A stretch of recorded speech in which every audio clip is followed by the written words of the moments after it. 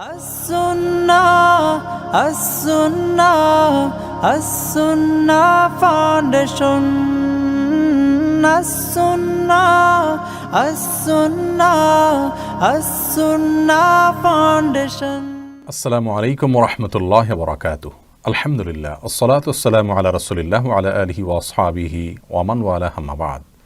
সুপ্রিয় দর্শক, দেশে কিংবা প্রবাসে যে যেখান থেকে আমাদেরকে এই মুহূর্তে দেখছেন, আপনাদের সকলকে সাদর আমন্ত্রণ জানাচ্ছি as-Sunnah ফাউন্ডেশনের বিশেষ আয়োজন নির্বাচিত প্রশ্নোত্তর লাইভে।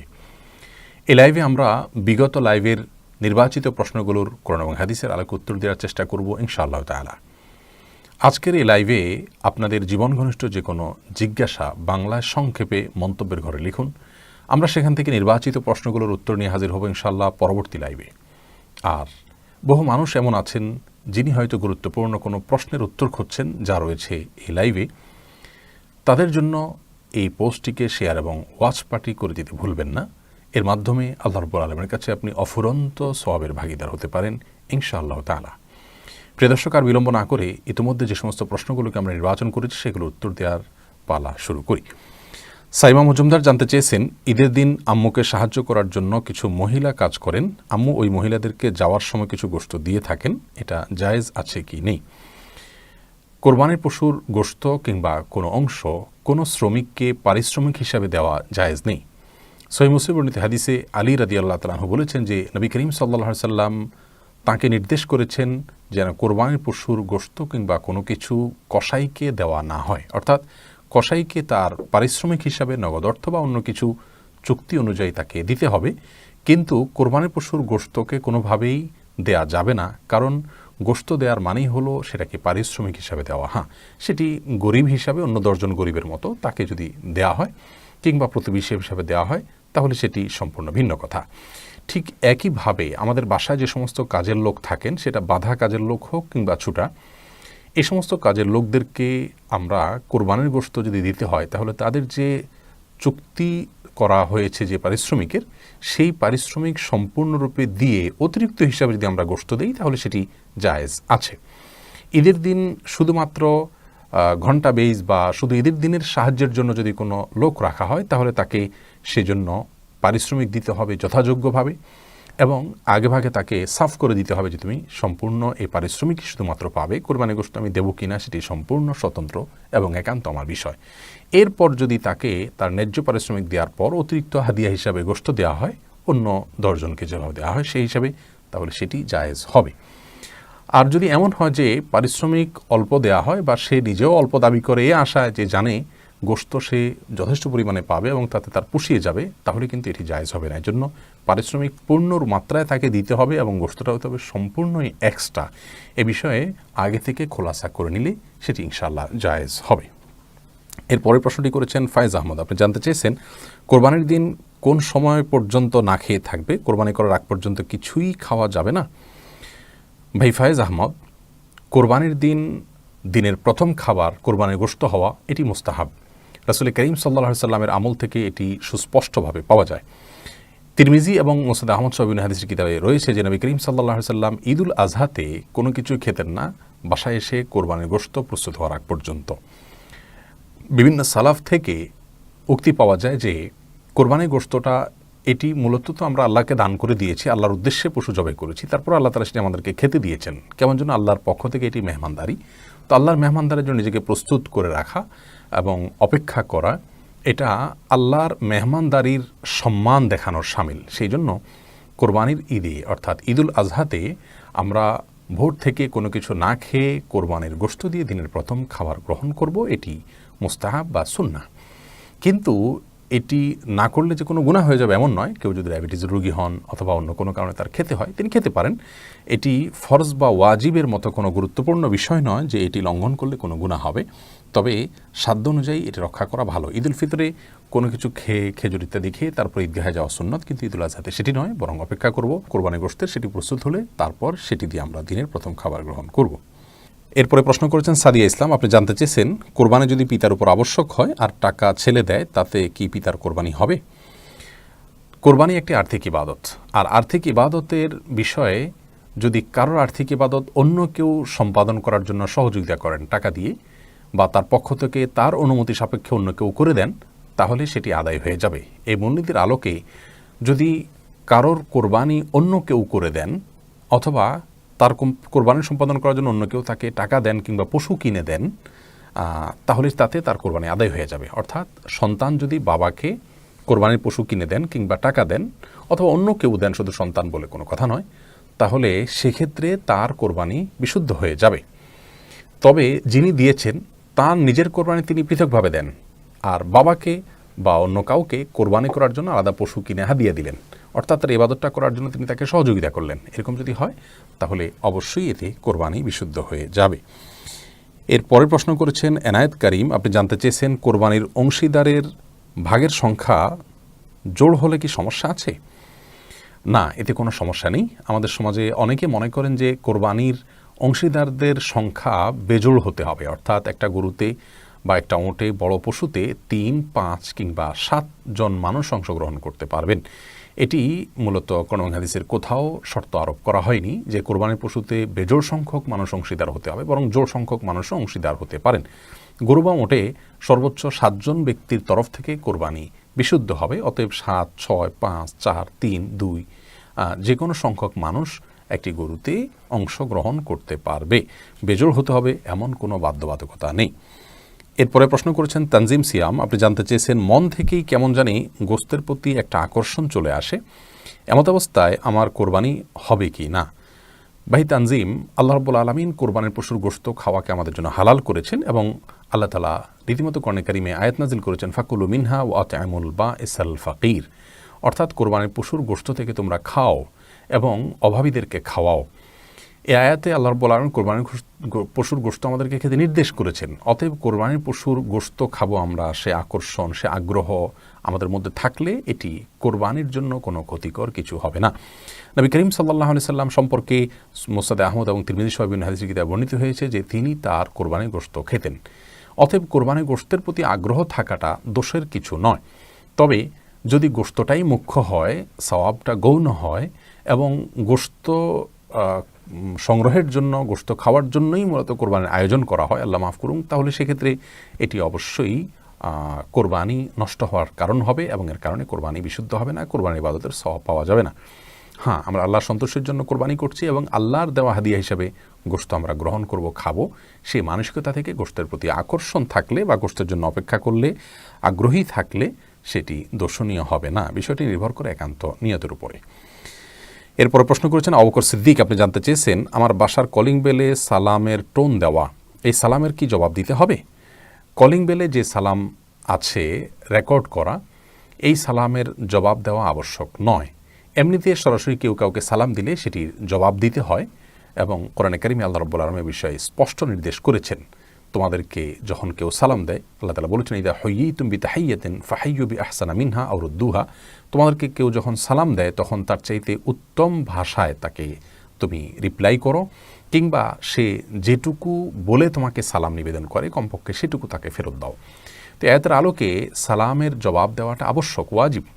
তবে কলিং বেলে বা এরকম কোনো জায়গায় যেখানে রেকর্ড করা আছে সেখানকার ওই রেকর্ড সালাম শুনে সেটার জবাব দেওয়াটা আবশ্যক নয়। কারণ রেকর্ডটা কেমন যেন কারোর কথাটা শুনে শুনে আরেকজন সেটার বিবরণ শুধু দিলেন, তো এইটির অনুসরণ করে বা এটির জবাব দেওয়া, এটির রিপ্লাই দেওয়া এটি আবশ্যক নয়।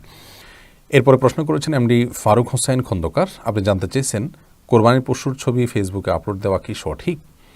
কোরবানির পশুর ছবি যদি কেউ ফেসবুকে বা সোশ্যাল মিডিয়াতে আপলোড দেন সৎ কোনো উদ্দেশ্যে, যেমন কেনার জন্য, বিক্রি করার জন্য কিংবা অন্য কোনো এরকম বৈধ বা ভালো উদ্দেশ্যে, তাহলে সেক্ষেত্রে সেটি জায়েজ হতে পারে। তবে কোরবানির পশুর ছবি যদি কেউ ফেসবুকে, সোশ্যাল মিডিয়াতে এই জন্য শেয়ার করেন যে এটা দেখে মানুষ জানবে আমি এটা কোরবানির জন্য কিনেছি, আমার কোরবানির বিষয়টি জানবে যে আমি কোরবানি দিচ্ছি এবং আমার পশু দেখে মানুষ লাইক কমেন্ট করবে, আমাকে বাহবা দিবে, এগুলো পাওয়ার আশায় যদি এটি করেন কেউ, তাহলে সন্দেহাতীতভাবে এটি গর্হিত কাজ, এটি পরিহার করা উচিত। আমাদের অনেক ভাই বোন বলে থাকেন যে আজকাল সুস্থ বিনোদনের মাধ্যমগুলো সংকুচিত হয়ে আসছে। এরকম একটা সময় বিশেষ করে তরুণদেরকে কোরবানির গরু নিয়ে একটু উৎসব আনন্দ করবে, তারা ছবি তুলবে, সেলফি তুলবে, সোশ্যাল মিডিয়াতে শেয়ার করবে, এই কালচারটার মধ্যে তাদেরকে ধরে রাখা দরকার। কোরবানির যে সৌন্দর্য এটি সমাজে টিকিয়ে রাখার স্বার্থে সন্দেহ নেই যে সুস্থ বিনোদন এবং আনন্দের যে মাধ্যমগুলো আছে সেগুলো দিন দিন সংকুচিত হয়ে আসছে, কিন্তু তাই বলে কোরবানির মতো অত্যন্ত গাম্ভীর্যপূর্ণ একটি ইবাদত, এই ইবাদতকে নিছক বিনোদনের মাধ্যমে পরিণত হতে পারে সেরকম কর্মকাণ্ড করা আমাদের উচিত নয়। আজকাল দেখা যায় যে কোরবানির পশু কিনতে যাওয়া থেকে নিয়ে বাজারে গিয়ে সেলফি, আনার পরে সেলফি, জবে করার পরে সেলফি, গোশত আহরণের পরে সেলফি, এরপরে খাওয়ার সময় সেলফি, এভাবে অনবরত সেলফি তুলে সেটাকে আমরা সোশ্যাল মিডিয়াতে শেয়ার করে থাকি। একটি ইবাদত, সেটি প্রকাশ্যে করার মতো ইবাদত আমরা প্রকাশ্যে অবশ্যই করব, কিন্তু এর মানে এই নয় যে কোনো ইবাদত করার পর সেটিকে আমি মানুষের কাছে বলে বেড়াবো, দেখিয়ে বেড়াবো, ছড়িয়ে বেড়াবো। যেই যুক্তি দেওয়া হোক না কেন, একটি ইবাদতের ক্ষেত্রে এ ধরনের আচরণ মোটেও গ্রহণযোগ্য নয়, বিশেষ করে লাইক, কমেন্ট এবং মানুষের বাহবা পাওয়ার আশায় যখন করা হয়। এজন্য আমাদের ওলামা ইকরাম এই ধরনের কাজ করতে নিরুৎসাহিত করে থাকেন, আরবের ওলামা ইকরাম নিরুৎসাহিত করে থাকেন। সৌদি আরবের শেখ মোহাম্মদ সালেহ আল উসাইমিন রাহিমাহুল্লাহ তিনি এটি করতে নিষেধ করেছেন, এবং আল আজহারের ইফতার আমিনে আম ডক্টর সাঈদ আমের তিনি সহ শেখ মোহাম্মদ জাকি আল আজহারের আরও অন্যান্য ওলামা ইকরাম এইগুলো করতে নিষেধ করেছেন। এজন্য সোশ্যাল মিডিয়াতে আমরা কোরবানির পশুর ছবি বা পশুর সাথে সেলফি তুলে এগুলোর ছড়াছড়ি করতে যাব না, একান্ত সৎ বা ভালো কোনো উদ্দেশ্য ছাড়া। এরপরে এইচএম সাবিত প্রশ্ন করেছেন, কোরআনুল কারীমের সহিহ শুদ্ধ তেলাওয়াত শিক্ষা করার গুরুত্ব কতটুকু? সালাতে পড়তে হয়, এতটুকু শুদ্ধ করলেই কি দায়মুক্ত হওয়া যাবে? ভাই সাবিত, সালাতে সূরা ফাতিহা সহ আরও কয়েকটি সূরা আমাদেরকে পড়তে হয়, সেজন্য এইটুকু কমপক্ষে কোরআন কারীমের তেলাওয়াত শিক্ষা করা, যথাসাধ্য শুদ্ধ করে পড়তে শেখা, এটি প্রত্যেক মুসলমানের জন্য অবশ্য কর্তব্য, না করলে তিনি গুনাহগার হবেন। আর শুদ্ধ করার বিষয়টি হলো যে আমরা যারা রাবিয়ান নন তারা সাধ্য অনুযায়ী আমরা শুদ্ধ তেলাওয়াত করার চেষ্টা করব, কিন্তু যদি আমার সাধ্যের সবটুকু চেষ্টা করার পরও আমার দ্বারা পরিপূর্ণ শুদ্ধতা রক্ষা করা সম্ভব না হয়, বরং যতটুকু সম্ভব আমি চেষ্টা করেছি এবং তাতে একজন ভালো আলেম, হাফিজ বা কারি বলেছেন যে আমার বড় কোনো ভুল বা লাহনে জালি টাইপের কোনো ভুল হয় না, তাহলে ইনশাআল্লাহ তাতে আমার নামাজ বিশুদ্ধ হয়ে যাবে। আর এছাড়া গোটা কোরআনকে তেলাওয়াত শুদ্ধভাবে শেখা এবং কোরআনকে বোঝার চেষ্টা করা, কোরআন যে আমল করার চেষ্টা করা, এটা ইমানদারদের জন্য কর্তব্য, কিন্তু নামাজের জন্য যেটুকু শেখা কর্তব্য, বাকিটুকু শেখা সেই মাপের কর্তব্য নয়। যদি কেউ কোরআনে কারীমের সালাতে যতটুকু দরকার হয় ততটুকুর বাইরে আর বাকি কোরআনে কারীম তেলাওয়াত করতে তিনি না জানেন, আল্লাহর কাছে তিনি গুনাহগার হিসাবে বিবেচিত হবেন না, কিন্তু এটা একজন ইমানদারের শান হতে পারে না। জান্নাতে যেতে চাইবেন কেউ, আল্লাহ তাআলাকে সন্তুষ্ট করতে চাইবেন, কিন্তু আল্লাহর কালামকে শুদ্ধরূপে পড়তে জানবেন না, আল্লাহর কালামে আল্লাহ তাআলা কি বলেছেন সেগুলো জানার ন্যূনতম চেষ্টা তিনি করবেন না, এটা কোনো ইমানদারের জন্য শোভনীয় নয়। এরপরে প্রশ্ন করেছেন সানডে চ্যানেলে আইডি থেকে, ছোটরা পড়তে পারে এমন কিছু ইসলামিক বইয়ের নাম বলুন। দুঃখজনক হলেও সত্য যে আমাদের দেশে ছোট বাচ্চাদের জন্য ইসলাম শেখার জন্য ভালো তেমন কোনো বই নেই বললেই চলে। তারপর আলহামদুলিল্লাহ সম্প্রতি ছোট শিশুদের জন্য অনেকে বই লেখা শুরু করেছেন। ছোটদের সিরাত শেখার জন্য অনেক ওলামা ইকরাম বই লিখেছেন এবং তাদের দোয়া দুরুদ শেখার জন্য ছোট ছোট দোয়াগুলো তাদের উপযোগী করে শেখার জন্য অনেকে বই লিখেছেন। বন্ধুবর মাওলানা ইমদাদুল হক, যিনি ডক্টর খন্দকার আবদুল্লাহ জাহাঙ্গীর রহমাহুল্লাহর বইগুলোর ভাষা এবং অন্যান্য দিকগুলো দেখতেন স্যার জীবদ্দশায় এবং এখনও, তিনি একটি বই লিখেছেন শত আয়াত শত হাদিস, ছোট শিশুদের জন্য উপযোগী করে ছোট ছোট আয়াতের অংশ, ছোট ছোট হাদিসের অংশ। এই বইটি অত্যন্ত ছোট আয়তনে কিন্তু ছোট শিশুদের জন্য খুব বেশি উপকারী মনে করি আমরা। এই বইটি দেওয়া যেতে পারে এবং এর বাইরে সিরাত নিয়ে অনেকগুলো বই আছে। মাওলানা আবু তাহের মাজবা সাহেবের একটা বই আছে শিশু সিরাত সিরিজ, ইয়াহিয়া ইউসুফ নদভী সাহেবের একটি শিশু সিরাত সিরিজ আছে। সেই সাথে আরেকজন তরুণ উদীয়মান লেখক সালাহউদ্দিন জাহাঙ্গীর, তার ছোট বাচ্চাদের সাথে সাহাবীদেরকে, বিশেষ করে অখ্যাত এবং অপরিচিত নেপথ্যের নায়ক টাইপ কিছু সাহাবী আছেন, সে সমস্ত সাহাবা ইকরামকে পরিচিত করে দেওয়ার জন্য একটা সিরিজ তিনি লিখছেন ছোট শিশুদের জন্য, সেটি অত্যন্ত চমৎকার। সেই সাথে শেখ আব্দুল হাই মোহাম্মদ সাইফুল্লাহ সম্পাদিত ছোট বাচ্চাদের জন্য একটা সিরিজ আছে, যেটি সম্ভবত মাকতাবুল বায়ান প্রকাশ করেছে। এরকম আরও অনেকগুলো বই আছে ছোট শিশুদের, সবগুলো হয়তো আমার জানাও নেই। তো এই বইগুলো আমাদের শিশুদের জন্য আমরা কালেকশন করতে পারি এবং উপকারী আরও বিভিন্ন বই তাদেরকে কালেকশন করে দেওয়া উচিত এবং তাদেরকে পড়তে দেওয়া উচিত।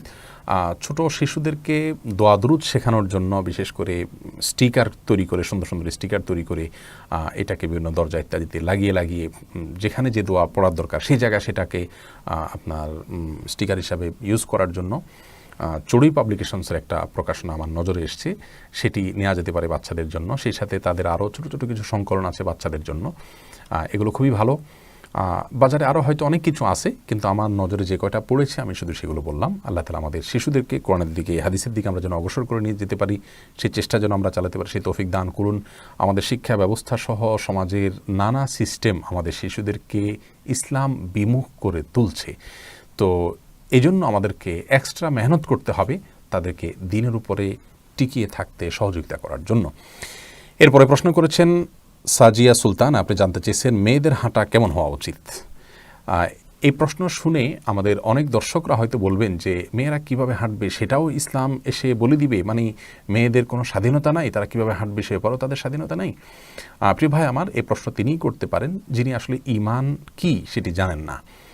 যারা আল্লাহ তাআলার প্রতি ঈমান এনেছেন, আল্লাহ তাআলার কাছে নিজেকে ন্যস্ত করে দিয়েছেন, ইসলাম মানেই হলো আত্মসমর্পণ করা, আমার গোটা জীবনের বিনিময়ে আমি অনন্ত অসীমকালের জান্নাত লাভ করব, আল্লাহর সামনে আমাকে দাঁড়াতে হবে এবং আল্লাহকে সবচেয়ে বেশি ভালোবাসেন। আল্লাহ তাআলা বলেছেন ওয়াল্লাযীনা আমানু আশাদ্দু হুব্বাল লিল্লাহ, আর যারা ঈমান এনেছেন তারা আল্লাহকে সবচেয়ে কঠিনভাবে ভালোবাসেন।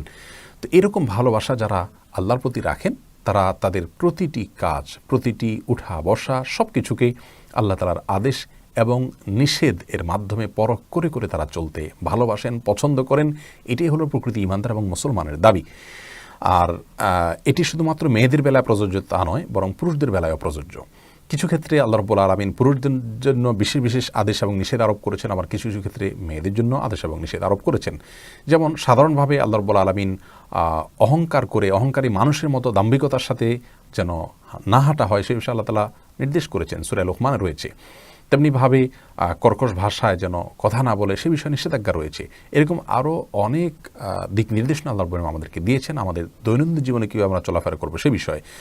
মেয়েদের চলাফেরার ব্যাপারে স্পষ্টভাবে সূরা কাসাসের 25 নম্বর আয়াতে শুআয়ব আলাইহিস সালামের মেয়ের হাঁটার একটা প্রশংসনীয় দিক আল্লাহ রাব্বুল আলামিন প্রশংসা হিসেবে উল্লেখ করেছেন। সেখান থেকে বোঝা যায় যে মেয়েরা যথাসম্ভব হাঁটার সময় তাদের লাজুকতা বজায় রেখে চলবেন। তাছাড়া সূরা নূরের 31 নম্বর আয়াতে আল্লাহ রাব্বুল আলামিন বলেছেন ওয়ালা ইয়াদরিবনা বিআরজুলিহিন্না লিয়ুলামা মা ইখফিনা মিন জিনাতিহিন্না, মেয়েরা খুব জোরে পা ফেলে ফেলে এমনভাবে হাঁটবে না যে তাদের পায়ে যে নূপুর আছে বা আরও যে সমস্ত তাদের অলংকার বা সৌন্দর্য থাকতে পারে সেগুলো প্রকাশ করবার জন্য ইচ্ছাকৃতভাবে পাও মেরে মেরে তারা চলবে না। আজকাল এমন কিছু জুতো, এমন কিছু আপনার পোশাক পরা হয় যেগুলোর উদ্দেশ্যই হয় শরীরের বিভিন্ন অংশ, বিভিন্ন সৌন্দর্যকে প্রকাশ করে তোলা, যেটি একজন মুসলিম নারীর সাথে কোনো অবস্থাতে যায় না, একজন আত্মসম্মান বোধ সম্পন্ন নারীর সাথে কোনো অবস্থাতে যায় না। এই জন্য এগুলো করা যাবে না। সেই সাথে সুগন্ধি ইত্যাদি ব্যবহার করে বাহিরে যাওয়া যাবে না, সে বিষয়ে হাদিসে সুস্পষ্ট নিষেধাজ্ঞা রয়েছে। নিজের যথাসম্ভব সৌন্দর্য এগুলোকে যেমন আপনার লুকানোর চেষ্টা থাকবে একজন সম্ভ্রান্ত নারীর, ঠিক তেমনিভাবে তিনি তার ব্যক্তিত্ব বজায় রাখতে গিয়ে যথাসম্ভব লজ্জাশীলতা এটা বজায় রেখে চলবেন এবং দম্ভ ভরে নারী পুরুষ কেউই চলাফেরা করবেন না। এরপরে প্রশ্ন করেছেন মিজান হাসান, আপনি জানতে চেয়েছেন নিজের বাবা যদি আল্লাহ তাআলা ও আখিরাতে বিশ্বাস না রাখেন তাহলে তার সাথে কি সম্পর্ক রাখা হারাম, এক্ষেত্রে আমার করণীয় কি? কারোর বাবা কিংবা মা যদি আল্লাহর প্রতি বিশ্বাস না রাখেন তাহলে সন্তান হিসাবে তার কর্তব্য হলো বাবা মায়ের সাথে স্বাভাবিক সদাচরণ করা, তাদের ভরণ পোষণ দেয়া, তাদের সাধ্য অনুযায়ী সেবা করা, তাদের পাশে দাঁড়ানো। তারা আল্লাহর প্রতি অবিশ্বাসী সেই অজুহাতে তাদের প্রতি দুর্ব্যবহার করা কিংবা তাদের সেবা ইত্যাদি না করার কোনো সুযোগ নেই। আল্লাহ রাব্বুল আলামিন কোরআন কারীমে সূরা লুকমানের 15 নম্বর আয়াতে বলেছেন ফালা তুতি'হুমা ওয়া সাহিবহুমা ফিদ দুনিয়া মারুফা, তোমার মা বাবা তোমাকে যদি অন্যায় কাজ করতে নির্দেশ করেন তাহলে সেক্ষেত্রে তাদের সে অন্যায় কথা তুমি মানবে না। তারা যদি শিরক করতে তোমাকে বাধ্য করেন বা চেষ্টা করেন তোমাকে দিয়ে শিরক করাতে, তাহলে তুমি তাদের সে অন্যায় কথা শুনবে না, কিন্তু তাদের সাথে পৃথিবীতে যথাযথভাবে সুন্দরভাবে বসবাস করবে। এতটা আমরা বলতে পারি যে কারোর বাবা কিংবা মা যদি আখিরাতের প্রতি অবিশ্বাসীও হন, তাদের সাথে সদাচরণ এবং সুন্দর ব্যবহার করে যেতে হবে, নিজের উত্তম আচরণ দিয়ে তাদেরকে বরং বিশ্বাসের পথে আহ্বান করার চেষ্টা চালাতে হবে, এবং যাদের মাধ্যমে বোঝালে তাকে তিনি বুঝবেন, তাদের মাধ্যমে বোঝানো যেতে পারে এবং বিশেষভাবে হেদায়েতের জন্য দোয়া করা যেতে পারে। আবু হুরায়রা রাদিয়াল্লাহু তাআলা আনহু, তিনি তার মা অমুসলিম ছিলেন, তার জন্য নবী করিম সাল্লাল্লাহু আলাইহি ওয়াসাল্লামের দোয়া চেয়েছেন, নবী সাল্লাল্লাহু আলাইহি ওয়াসাল্লাম তার জন্য দোয়া করেছেন এবং তিনি হেদায়েত প্রাপ্ত হয়েছেন। অতএব বাবার জন্য, মায়ের জন্য বা পরিবারের কোনো সদস্য যদি এরকম ইসলাম বিমুখ হয়, তাদের জন্য আল্লাহর কাছে কায়মনোবাক্যে চোখের পানি ফেলে দোয়া করা উচিত, এবং তাদেরকে যেভাবে বোঝালে তাদেরকে বোঝানো যেতে পারে সেই পদ্ধতি অবলম্বন করে তাদেরকে হেদায়েতের পথে আহ্বান করা উচিত। তবে সদাচরণ করতে কোনো কার্পণ্য করা যাবে না। মন পাখি আইডি থেকে আপনি জানতে চেয়েছেন, অজু করার পর হঠাৎ দেবর বা কোনো পুরুষের সামনে এসে গেলে কি আবার অজু করে সালাত আদায় করতে হবে? দেবর কিংবা কোনো গায়রে মাহরাম যার সঙ্গে দেখা দেওয়া হারাম, তার সঙ্গে যদি অজু করার পর দেখা হয়ে যায় তাতে অজু ভঙ্গ হবে না, বরং অজু আপন অবস্থায় থাকবে। তবে অনিচ্ছাকৃত দেখা হলে তার কারণে গুনাহ হবে না। আর ইচ্ছাকৃতভাবে যদি এরকম বেপরদা হন এবং বেপরোয়াভাবে চলাফেরা করেন, পর্দার বিষয়টি লক্ষ্য না করেন এবং সেজন্য দেখা হয়েছে, তাহলে তো এটি স্বতন্ত্র গুনাহের কথা যে তিনি পর্দার বিধানকে লঙ্ঘন করলেন, তার সৌন্দর্যকে প্রকাশ না করে একজন গায়রে মাহরাম পুরুষের সাথে সাক্ষাৎ করলেন, সে কারণে তিনি গুনাহগার হবেন। কিন্তু এর সাথে অজু ভঙ্গের কোনো সম্পর্ক নেই। অজু ভঙ্গের সম্পর্ক হলো অজু ভঙ্গের কোনো কারণ পাওয়া যাওয়ার সাথে, যেমন পেশাব করেছেন কিনা, মলত্যাগ করেছেন কিনা, বায়ু নির্গত হয়েছে কিনা, ঘুমিয়েছেন কিনা। অজু ভঙ্গের কোনো কারণ যদি পাওয়া না যায়, তাহলে গায়রে মাহরাম কোনো পুরুষের দেখা হয়ে গেলে যে আবার অজু করতে হবে এমন কোনো কথা নেই। এমডি আরিফ, আপনি জানতে চেয়েছেন যে কোনো মুসলমান যদি একটানা 3 জুমা পর্যন্ত নামাজ আদায় না করেন, তাকে কি মুসলমান বলা যাবে নাকি অন্য কিছু বলতে হবে? কোনো মুসলমান যদি টানা 3টি জুমা আদায় না করেন, তার ব্যাপারে রাসূল করিম সাল্লাল্লাহু আলাইহি সাল্লামের অত্যন্ত ভয়াবহ সতর্কবার্তা রয়েছে। মুসনাদ আহমদ সহ বিভিন্ন হাদিসের কিতাবে বর্ণিত হয়েছে, তিরমিজিতে, আবু দাউদে, নাসাইতে, যে নবী করিম সাল্লাল্লাহু আলাইহি সাল্লাম বলেছেন, যদি কেউ টানা 3টি জুমা না পড়েন, তাহলে সেক্ষেত্রে আল্লাহ রাব্বুল আলামিন তার অন্তরে মোহর মেরে দেন। এই সমস্ত হাদিসগুলোর আলোকে বোঝা যায় যে এটি অত্যন্ত ভয়াবহ একটি অপরাধ। এমনিতেই যে কোনো ওয়াক্ত নামাজ যদি ইচ্ছাকৃত কেউ না পড়েন, তাহলে এটা এক ধরনের কুফরি, এটি হারাম একটি কাজ। একজন মুসলমানের জন্য কোনো অবস্থাতে এই হারাম কাজটি করা সম্ভব নয়। আর যদি জুমার নামাজ হয়, তার গুরুত্ব তো আরও বেশি, এবং সেটা যদি টানা 3 জুমা হয়, সেটার গুরুত্ব আরও বেশি। এই জন্যই হাদিসে 3 জুমা পরপর তরক করার ব্যাপারে বা 3 জুমা টানা তরক করার ব্যাপারে এরকম ভয়াবহ সতর্কবার্তা রয়েছে। কিন্তু এর মানে কি লোকটি কাফের হয়ে যাবে? এ ব্যাপারে বিশুদ্ধ মত হলো লোকটি কাফের হবে না, তবে তার জন্য অত্যন্ত বড় ধরনের সতর্কবার্তা দেওয়া হয়েছে। যার ঈমান নিয়ে প্রশ্ন তোলা যেতে পারে এরকম একটি ব্যাপার, সেখান থেকে তার তওবা করে ফিরে আসা উচিত। আমাদের অনেক প্রবাসী ভাইয়েরা এমন কোনো জায়গা আছেন যেখানে জুমার নামাজ পড়তে পারেন না, আমরা তাদেরকে পরামর্শ দেই সেই জায়গা ত্যাগ করার জন্য, যত ত্যাগ বা স্যাক্রিফাইসের বিনিময় হোক না কেন। কারণ কোনো জায়গায় যদি আমাকে জুমার নামাজ পড়তে দেওয়া না হয়, ফরজ নামাজ পড়তে দেওয়া না হয়, তাহলে সেই জায়গায় চাকরি করা আমার জন্য জায়েজ নাই, যত লোভনীয় চাকরি হোক না কেন। এরপর এমডি জাহিদ, আপনি জানতে চেয়েছেন বজ্রপাতের সময় করণীয় কি, এটা কি আযাবের লক্ষণ? বজ্রপাত সম্পর্কে নবী করিম সাল্লাল্লাহু আলাইহি ওয়াসাল্লাম বিভিন্ন হাদিস থেকে ইমাম ইবনে আব্দুল বার রাহিমাহুল্লাহ বলেছেন যে এটি জমহুর উলামায়ে কেরামের মতে আল্লাহ তাআলার ফেরেশতার আওয়াজ, যার মাধ্যমে তিনি মেঘমালাকে তাড়িয়ে থাকেন এবং এ কাজে তিনি এটি ব্যবহার করে থাকেন। নবী করিম সাল্লাল্লাহু আলাইহি ওয়াসাল্লাম বিভিন্ন হাদিস থেকে এরকমটি বোঝা যায় যে এটিকে তিনি ফেরেশতা বলেছেন। এবং কোরআনে কারিমে আল্লাহ রাব্বুল আলামিন বলেছেন, ওয়ায়ুসাব্বিহুর রাউদু বিহামদিহি, রাদ অর্থাৎ বজ্রপাত আল্লাহর প্রশংসা মাখা তাসবিহ বা পবিত্রতা বর্ণনা করেন। এখান থেকে বোঝা যায় যে এটি মূলত ফেরেশতার কণ্ঠ বা ফেরেশতা।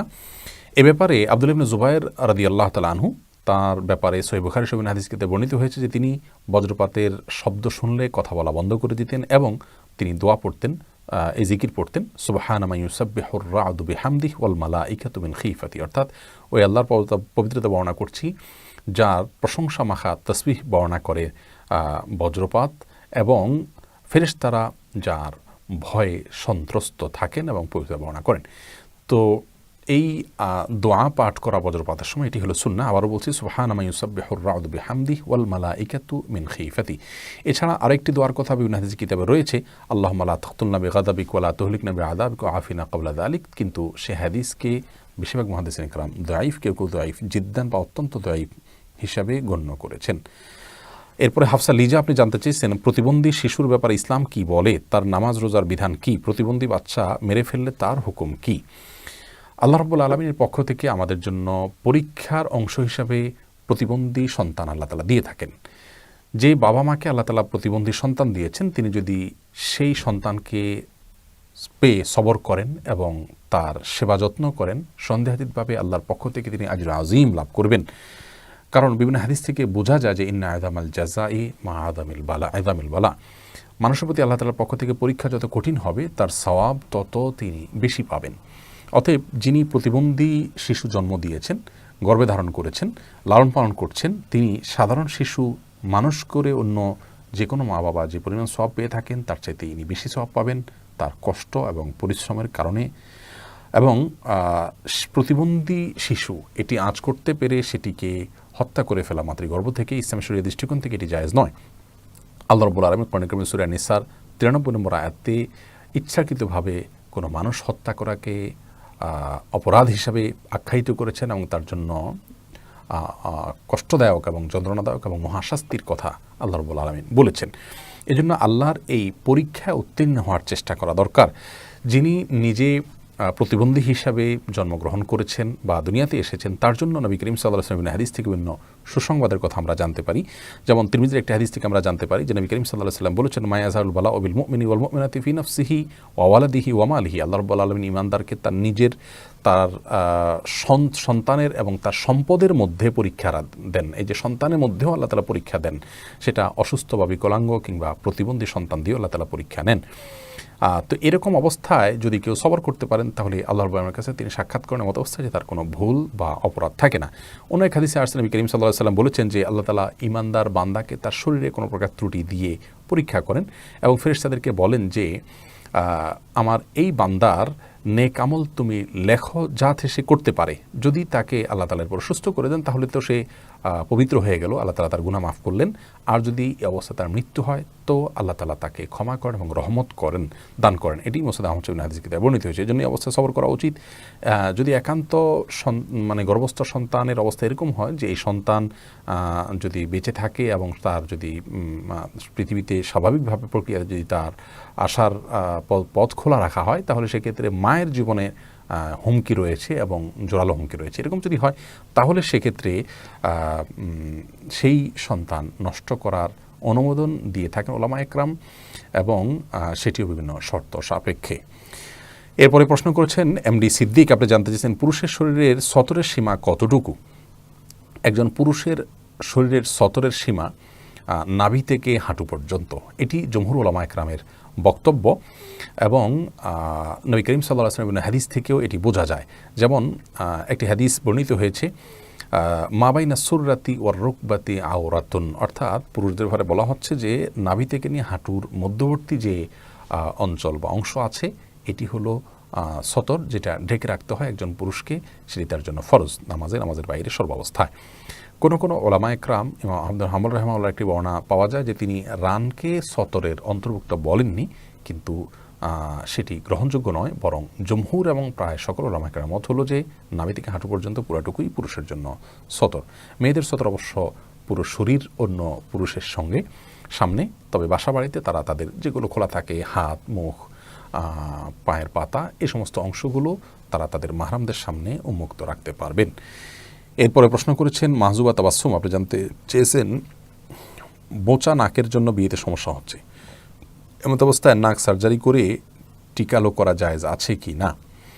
যদি কারোর বোঁচা নাকের জন্য অসুবিধা হয় এবং সেটা যদি তার সৃষ্টির মধ্যে ত্রুটির পর্যায়ের হয়, যে এত বোঁচা যেটা আসলে সৃষ্টিতে ত্রুটি বলা যেতে পারে, শুধু দৃষ্টিকটু না, এরকম যদি হয় তাহলে সেক্ষেত্রে সেটা অপারেশনের মাধ্যমে ঠিক করা যেতে পারে। আর যদি এটাকে নিছক শোভাবর্ধনের জন্য, সৌন্দর্য বর্ধনের জন্য অপারেশন করে এটাকে চোখা করা হয় এবং টিকালো করা হয় তাহলে সেটিকে কোনো অবস্থাতেই জায়েজ বলেন না উলামা একরাম। কারণ আল্লাহ রাব্বুল আলামিন বলেছেন লা তাগয়িরা লিখালকিল্লাহ, আল্লাহ তাআলার সৃষ্টিতে কোনো পরিবর্তন করা যাবে না। তো এই জন্য নাক যদি মোচাও থাকে সেটাকে টিকালো বা চোখা করা জায়েজ হবে না নিছক সৌন্দর্য বা বিউটিফিকেশনের অংশ হিসাবে, বরং আল্লাহর ফয়সালা সন্তুষ্ট থাকতে হবে। এরপরে সাইফুল আজিম মিনহাজ জানতে চেয়েছেন মানুষের মধ্যে শিরক এমনভাবে প্রকাশ পাবে যে সে টেরও পাবে না, আমাদের আমলনামায় শিরক আছে কি না সেটা বোঝার কি কোনো উপায় আছে? দেখুন, আল্লাহ রাব্বুল আলামিন শিরকের বিবরণ দিয়েছেন কোরআনে কারিমে। নবী করিম সাল্লাল্লাহু আলাইহি ওয়াসাল্লাম হাদিসে শিরক সম্পর্কে বর্ণনা দিয়েছেন। এর আলোকে আমরা জানি কোনটা শিরক আর কোনটা শিরক নয়। আল্লাহ রাব্বুল আলামিন এর জায়গায় যদি আপনি কাউকে বসান বা আল্লাহর যে মর্যাদা সেটা যদি কারোর জন্য সাব্যস্ত করেন তাহলে সেটি শিরক। আল্লাহর জন্য ইবাদত করতে হয়, সেই ইবাদত যদি আপনি অন্য কাউকে করেন সেটা শিরক এবং বড় শিরক। বড় শিরকের ফলে মানুষ ঈমান থেকে খারিজ হয়ে যায়। অতএব শিরক সম্পর্কে ধারণা নিলে যে কোন কাজ কোন বিশ্বাসের মাধ্যমে একজন মানুষ শিরকে আকবর বা বড় শিরকে লিপ্ত হন এবং যার ফলে সেই ঈমান থেকে খারিজ হয়ে যান, ইসলাম থেকে খারিজ হয়ে যান, সেগুলো যদি আমরা জানতে পারি তাহলে আমরা নিরূপণ করতে পারবো যে আমাদের আমলনামাতে শিরক আছে কিনা। আপনার আমলনামা শিরক আছে কিনা এটা বোঝার উপায় হলো শিরক সম্পর্কে সঠিক ধারণা বা ইলম নেওয়া। আর ছোট শিরক যেগুলো, সেগুলো আবার দুই প্রকার, কিছু আছে প্রকাশ্য ছোট শিরক, কিছু আছে গোপন ছোট শিরক। প্রকাশ্য যে ছোট শিরক আছে সেগুলো আমাদের কথার ভুল, হয়তো নিয়তে ঠিক আছে কিন্তু কিছু কথা আমরা বলি যেগুলো আসলে আমাদের ঈমানের সাথে সঙ্গতিপূর্ণ নয়, ঈমানের সঙ্গে কিছুটা সাংঘর্ষিক, কিন্তু আমাদের নিয়তের ক্ষেত্রে কোনো ত্রুটি নেই, এটা জাস্ট বলার ভুল, এরকম যদি হয় তাহলে সেগুলো ছোট শিরক। আর ছোট শিরকের মধ্যে কিছু আছে যেগুলো অপ্রকাশ্য, দেখা যায় না, যেমন মানুষকে দেখানোর জন্য কিছু করলাম, মূলত আল্লাহকে দেখানোর জন্য করা উচিত, তো এখানে মানুষকে আল্লাহর জায়গায় বসাচ্ছি আমি আপাত দৃষ্টিতে, এটাও শিরক। তো এটা ছোট শিরক, এর ফলে মানুষ ঈমান থেকে খারিজ হয় না।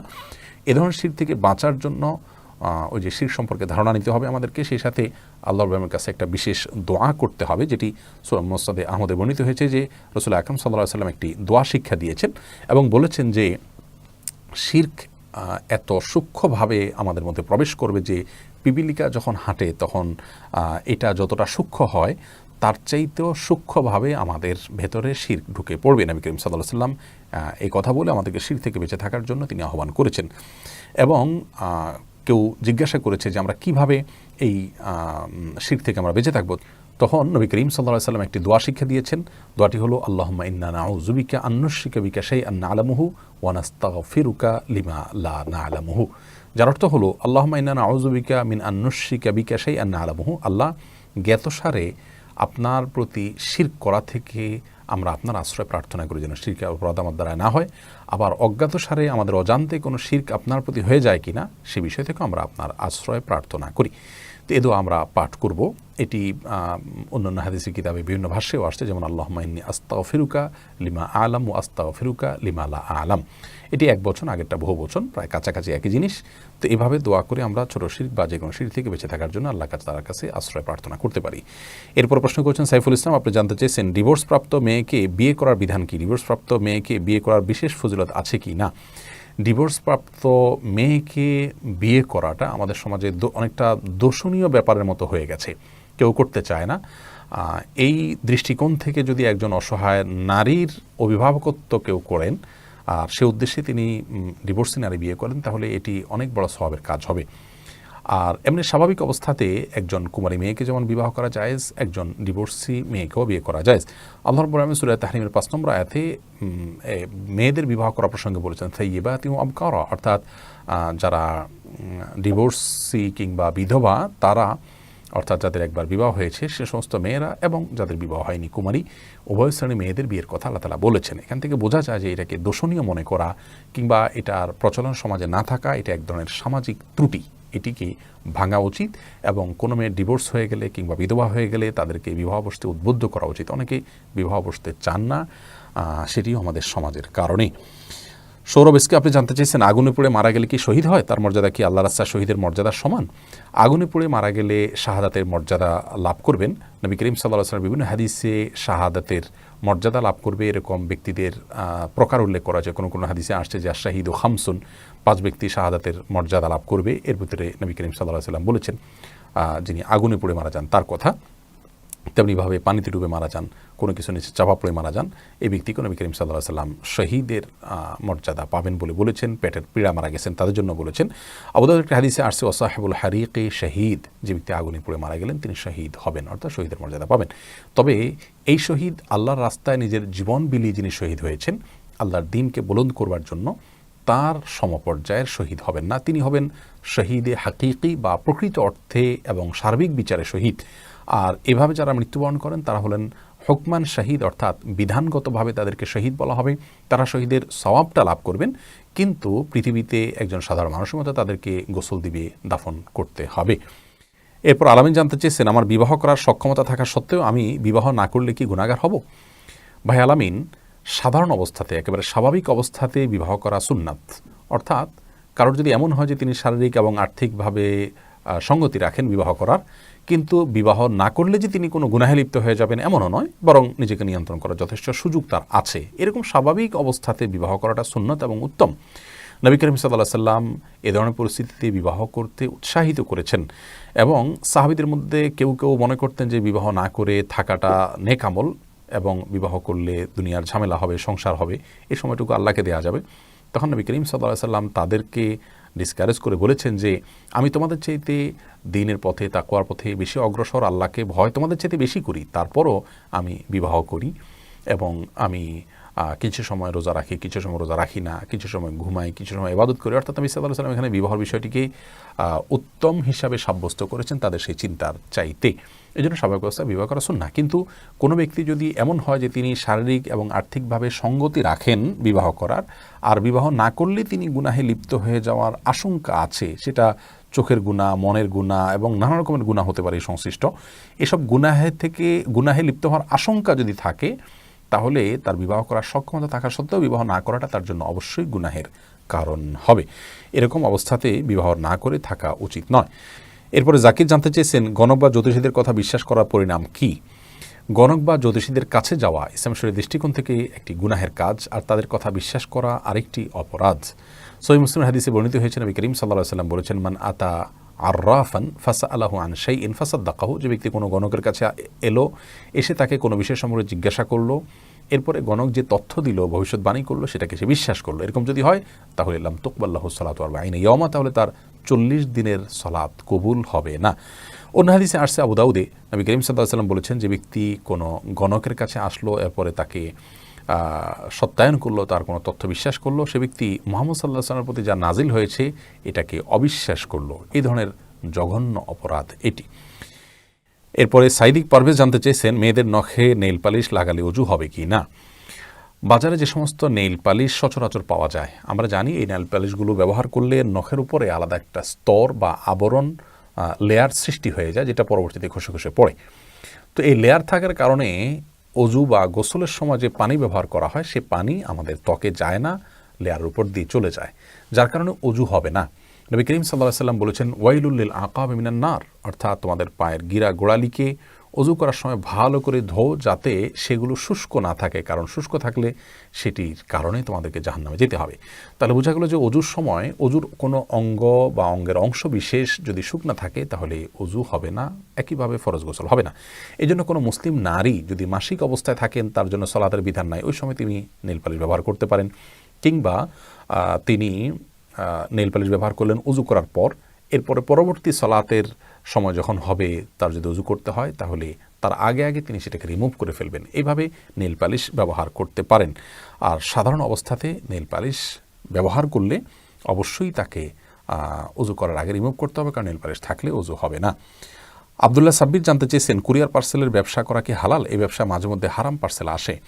আবদুল্লাহ সাব্বির, প্রথমত হালাল উপার্জন করা এখন আমাদের জন্য অনেক কঠিন হয়ে গেছে, এবং হালালের পরিধি দিন যত যাচ্ছে ততই সীমাবদ্ধ হয়ে আসছে আমাদের জন্য। তো এরকম একটা কঠিন পরিস্থিতিতে আমরা আপনাকে বলবো যে কুরিয়ার সার্ভিসে আপনি যদি জানেন যে কোনো কাস্টমার কোনো হারাম জিনিস পার্সেল করতে আসছেন, তাহলে আপনি সেটি গ্রহণ করবেন না, এভাবে বাছাই করে আপনি চলতে পারবেন। তাহলে সেক্ষেত্রে কুরিয়ার সার্ভিসের ব্যবসা করা আপনার জন্য জায়েজ। আর যদি এমন হয় যে কাস্টমার কি নিয়ে আসছেন সেখানে হালাল না হারাম আপনার নিরূপণ করার কোনো সুযোগ নেই, তাহলে এর দায়ভার আপনার উপরে নাই, কারণ লা ইউকাল্লিফুল্লাহু নাফসান ইল্লা উসআহা, আল্লাহ তাআলা কাউকে তার সাধ্যের বাইরে কোনো কিছু চাপিয়ে দেন না। অতএব মৌলিকভাবে কুরিয়ার সার্ভিসের ব্যবসা করা জায়েজ আছে। আপনি জাস্ট যখন জানতে পারবেন কেউ হারাম কিছু দিচ্ছে, তখন আপনি নিষেধ করবেন এবং অ্যাভয়েড করার চেষ্টা করবেন। এরপর এমডি মামুনুর রশিদ জানতে চেয়েছেন, আগের সিজার করা বাচ্চার বয়স 10 মাস, এখন মায়ের পেটে আবার বাচ্চা এসেছে, মা কি এই বাচ্চাটা ফেলে দিতে পারবেন? দেখুন, কোনো মায়ের গর্ভে যদি বাচ্চা আসে, আর সে বাচ্চা যদি বেঁচে থাকলে বা বাচ্চার স্বাভাবিক গর্ভ থেকে খালাস হলে মায়ের জীবনের উপরে হুমকি আছে, এরকম যদি হয় তাহলে সেক্ষেত্রে সেই গর্ভপাত করা জায়েজ হবে শর্ত সাপেক্ষে। আর যদি এরকম হুমকি না হয় তাহলে আগের বাচ্চা সিজার ছিল, সেই অজুহাতে এখন গর্ভপাত করা জায়েজ হবে না এবং এর জন্য আল্লাহর কাছে জবাবদিহিতার মুখোমুখি হতে হবে। এরপরে বোন সুরাইয়া জানতে চেয়েছেন, আমি যতটুকু জানি বৃষ্টির সময় দোয়া কবুল হয়, তখন দোয়া কি বৃষ্টিতে ভিজে ভিজে করতে হবে নাকি ঘরে বসে করলেই হবে?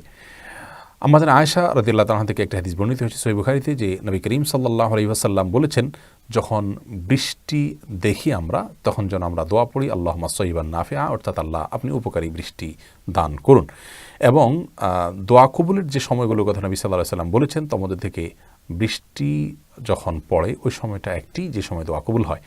কিন্তু বৃষ্টিতে ভিজে দোয়া করতে হবে এমন কোনো শর্ত হাদিসে উল্লেখ করা হয়নি। তবে হ্যাঁ, একটা হাদিসের ভাষ্য থেকে বোঝা যায় যে নবী সাল্লাল্লাহু আলাইহি ওয়াসাল্লাম দুই সময় দোয়া কবুলের কথা বলেছেন। তোমাদের একটা হলো দোয়া ইনদান নেদা, আজানের সময় দোয়া কবুল হয়, ওয়া তাহতাল মাতারি, এবং বৃষ্টির নিচে দোয়া কবুল হয়। এখানে বৃষ্টির নিচে বলতে আপনি বাসায় বা কোনো জায়গায় আছেন, বৃষ্টি হচ্ছে, তাহলে আপনি বৃষ্টির নিচেই থাকলেন, কিন্তু এখানে ভেজার কোনো শর্ত দেওয়া হয়নি, বিধায় বৃষ্টি চলাকালীন সময় দোয়া করলে দোয়া কবুল হবে ইনশাআল্লাহ তাআলা। তবে বৃষ্টিতে ভেজা এটা আলাদা একটি ফজিলতপূর্ণ কাজ, যেটি বিভিন্ন হাদিসে এসেছে। এরপর জান্নাতুল ফেরদাউস আপনি জানতে চেয়েছেন, ব্যাংকে চাকরি করে এমন পাত্রের বিয়ের প্রস্তাব গ্রহণ করার ব্যাপারে ইসলাম কি বলে? কোনো পাত্র যদি শুধু ব্যাংকে চাকরি করে তাহলে সেক্ষেত্রে তার সঙ্গে বিবাহ বন্ধনে আবদ্ধ হতে কোনো মুসলিম মেয়ের জন্য সম্মত হওয়া উচিত নয়। যদি তিনি হারাম থেকে বেঁচে আসার জন্য আপ্রাণ চেষ্টা করছেন, তিনি জানেন এবং সিরিয়াসলি তিনি খুঁজছেন এবং ছেড়ে দিবেন প্রতিজ্ঞাবদ্ধ হন, তাহলে ভিন্ন কথা। কিন্তু যদি এই চেতনাবোধই তার মধ্যে না থাকে, এই তার ভিতরে এই উপলব্ধি জাগ্রত না থাকে যে তিনি হারামে লিপ্ত আছেন এবং হারাম থেকে বেঁচে থাকা জরুরি, তাহলে সেক্ষেত্রে এরকম ছেলেকে জীবনসঙ্গী হিসাবে গ্রহণ করা উচিত নয়। জীবনসঙ্গী হিসাবে দিনদার পাত্র বা পাত্রী গ্রহণ করতে হবে। হাদিসের আলোকে আমরা সেটি বুঝতে পারি। সহিহ মুসলিম হাদিসে আসছে নবী করিম সাল্লাল্লাহু আলাইহি ওয়াসাল্লাম বলেছেন, ইন্নাল্লাহা তাইয়্যিব লা ইয়াকবালু ইল্লা তাইয়্যিবা, আল্লাহ তাআলা পবিত্র ছাড়া আর কোনো কিছু গ্রহণ করেন না। বিধায় হারাম উপার্জন দিয়ে বা হারাম সম্পদ দিয়ে, হারাম খাবার দিয়ে নিজের দেহ এবং শরীরকে নিজেকে গঠন করা, এটা কোনো ইমানদারের জন্য জায়েজ নয়। এরপরে প্রশ্ন করেছেন এইচ আরাফাত হোসেন, আপনি জানতে চেয়েছেন, আমরা ভয় পেলে বুকে থুতু দিয়ে থাকি, এটা সঠিক কি না? ভয় পেলে বুকে থুতু দেওয়া এটা ইসলাম শরীয়তের দৃষ্টিকোণ থেকে কোনো নির্দেশিত বিষয় নয় এবং এর কোনো বৈজ্ঞানিক ভিত্তি আছে বলেও আমরা জানি না। তবে নবী করিম সাল্লাল্লাহু আলাইহি ওয়াসাল্লাম সহিহ মুসলিম সহ বিভিন্ন হাদিসে কিতাবে বর্ণিত হয়েছে যে দুঃস্বপ্ন দেখলে কেউ তিনি ঘুম ভাঙার পর বাম দিকে যেন 3 বার থুতু ফেলেন। স্বপ্ন দেখে ভয় পেয়েছেন বা স্বপ্নকে খারাপ স্বপ্ন মনে করছেন, তাহলে বাম দিকে 3 বার থুতু ফেলবেন। সেই থুতুটা হলো শুয়ের আগাতে যে পরিমাণ পানি থাকে, এভাবে আমরা 3 বার বামে থুতু ফেলবো এবং আউযু বিল্লাহি মিন শাররি শাইতান, শয়তানের ক্ষতি থেকে আল্লাহর আশ্রয় প্রার্থনা করে দোয়া পাঠ করব বা আউযু বিল্লাহ পাঠ করব। তো এটি হলো দুঃস্বপ্ন দেখলে তখন বা মনে কোনো বাজে চিন্তা আসলে তখন আমরা বাম দিকে 3 বার থুতু ফেলবো, এই শিক্ষা হাদিসে এসছে। কিন্তু ভয় পেলে যে বুকে থুতু দিতে হবে এরকম কোনো কথা বলা হয়নি। একজন ইমানদার যদি কোনো কারণে ভয় পান তাহলে তিনি প্রথমত আল্লাহর প্রতি ভরসা রাখবেন এবং আল্লাহর ভরসার মাধ্যমে তিনি শক্তি সঞ্চার করার চেষ্টা করবেন এবং আল্লাহ রাব্বুল আলামিনের কাছে নিজেকে ন্যস্ত করবেন। তাকবীর দিতে পারেন, আল্লাহু আকবার, আল্লাহই সবচেয়ে বড়, আল্লাহ ছাড়া কেউ আমার কোনো প্রকার ক্ষতি সাধন করতে পারেন না, আমার কোনো অপকার হলে আল্লাহর অনুমতি ছাড়া সেটি হবে না, এই মর্মে তিনি স্বীকৃতি দিতে পারেন, তাকবীর দিতে পারেন এবং আল্লাহর উপরে আস্থা এবং নির্ভরতার কথা প্রকাশ করতে পারেন। হাসবি আল্লাহ, আল্লাহ আমার জন্য যথেষ্ট, এ ধরনের কথা তিনি বলতে পারেন।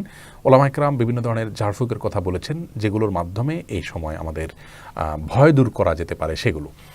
তো ভয়ের সময় বুকে থুতু না দিয়ে আমরা আল্লাহর প্রতি আস্থাশীল হব, আল্লাহর প্রতি নির্ভরতা বাড়াবো, আল্লাহর কথা স্মরণ করব এবং আমাদের ঈমানকে বৃদ্ধি করার চেষ্টা করব। এরপর জুবাইর আহমেদ জানতে চেয়েছেন, গ্রামের মানুষ বলে ওষুধ খাওয়ার সময় বিসমিল্লাহ বলা যাবে না, এই ধারণা কি সঠিক? ওষুধ সেবনের সময় বিসমিল্লাহ বললে অনেকে মনে করেন যে রোগ আরও বেড়ে যাবে, এটি সম্পূর্ণ ভুল ধারণা এবং অযৌক্তিক কথা। কারণ ঔষধ সেবনের সময় যখন আমরা বিসমিল্লাহ পাঠ করব তখন ঔষধের যে কল্যাণকারিতা সেটা আরও বেশি হবে, দ্রুত আরোগ্য লাভ হবে, আরও বেশি আমরা সুস্থতা লাভ করবো ইনশাআল্লাহ।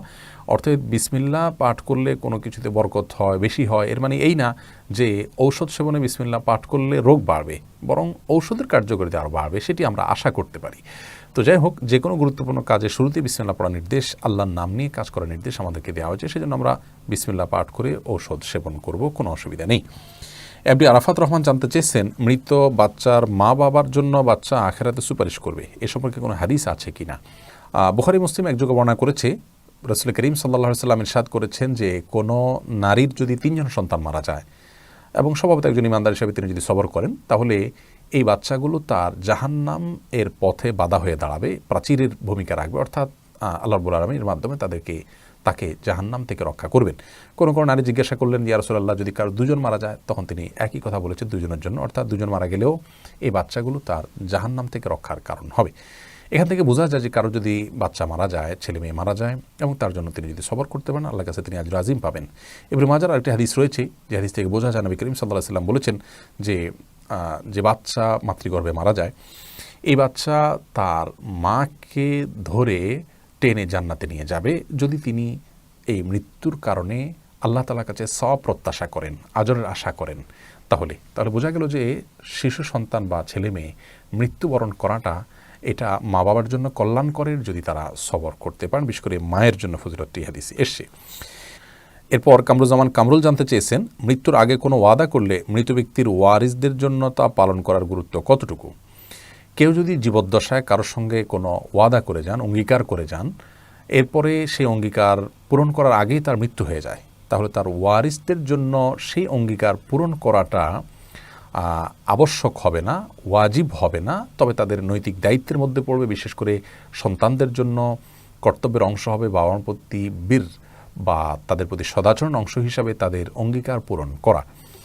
আর যদি এটা নিছক অঙ্গীকার হিসাবে না থাকে, বরং এটি ওসিয়ত হিসাবে থাকে, যেমন কারোর প্রতি কোনো অঙ্গীকার করেছেন যে কাউকে এত টাকা দিবেন বা কারোর উপকার করবেন বা কারোর জন্য এই কাজটা করবেন, এরকম তিনি অঙ্গীকার তিনি কারোর জন্য করেছেন, আর এসে সন্তানদেরকে বা পরিবারের লোকদেরকে যদি ওসিয়ত করে যান যে আমার এই অঙ্গীকার তোমরা পূরণ করবে, তাহলে সেক্ষেত্রে ওই ব্যক্তির মৃত্যুর পর তার সম্পদ থেকে সর্বোচ্চ 1/3 ব্যয় করে তার ওসিয়ত পূরণ করতে বাধ্য সন্তান এবং ওয়ারিসরা। তাহলে কোনো ব্যক্তি তার জীবদ্দশায় যদি কারোর সাথে অঙ্গীকার করেন, নিছক অঙ্গীকার হলে সেটি পূরণ করা তাদের নৈতিক দায়িত্ব, কিন্তু তাদের জন্য ফরজ বা ওয়াজিব নয়, এটি হলো বিশুদ্ধ মত। আর যদি তাদেরকে তিনি বলে যান যে আমি অঙ্গীকারটা করেছি তোমরা পূরণ করবে, তাহলে একটা ওসিয়ত হয়ে গেল, তাহলে সেই ওসিয়তটা রক্ষা করা তাদের জন্য আবশ্যক হবে। এরপর এমডি তানভীর তামিম জানতে চেয়েছেন, এক ভাই জান্নাতে গেলে কি অন্য ভাইকে জান্নাতের জন্য সুপারিশ করতে পারবে?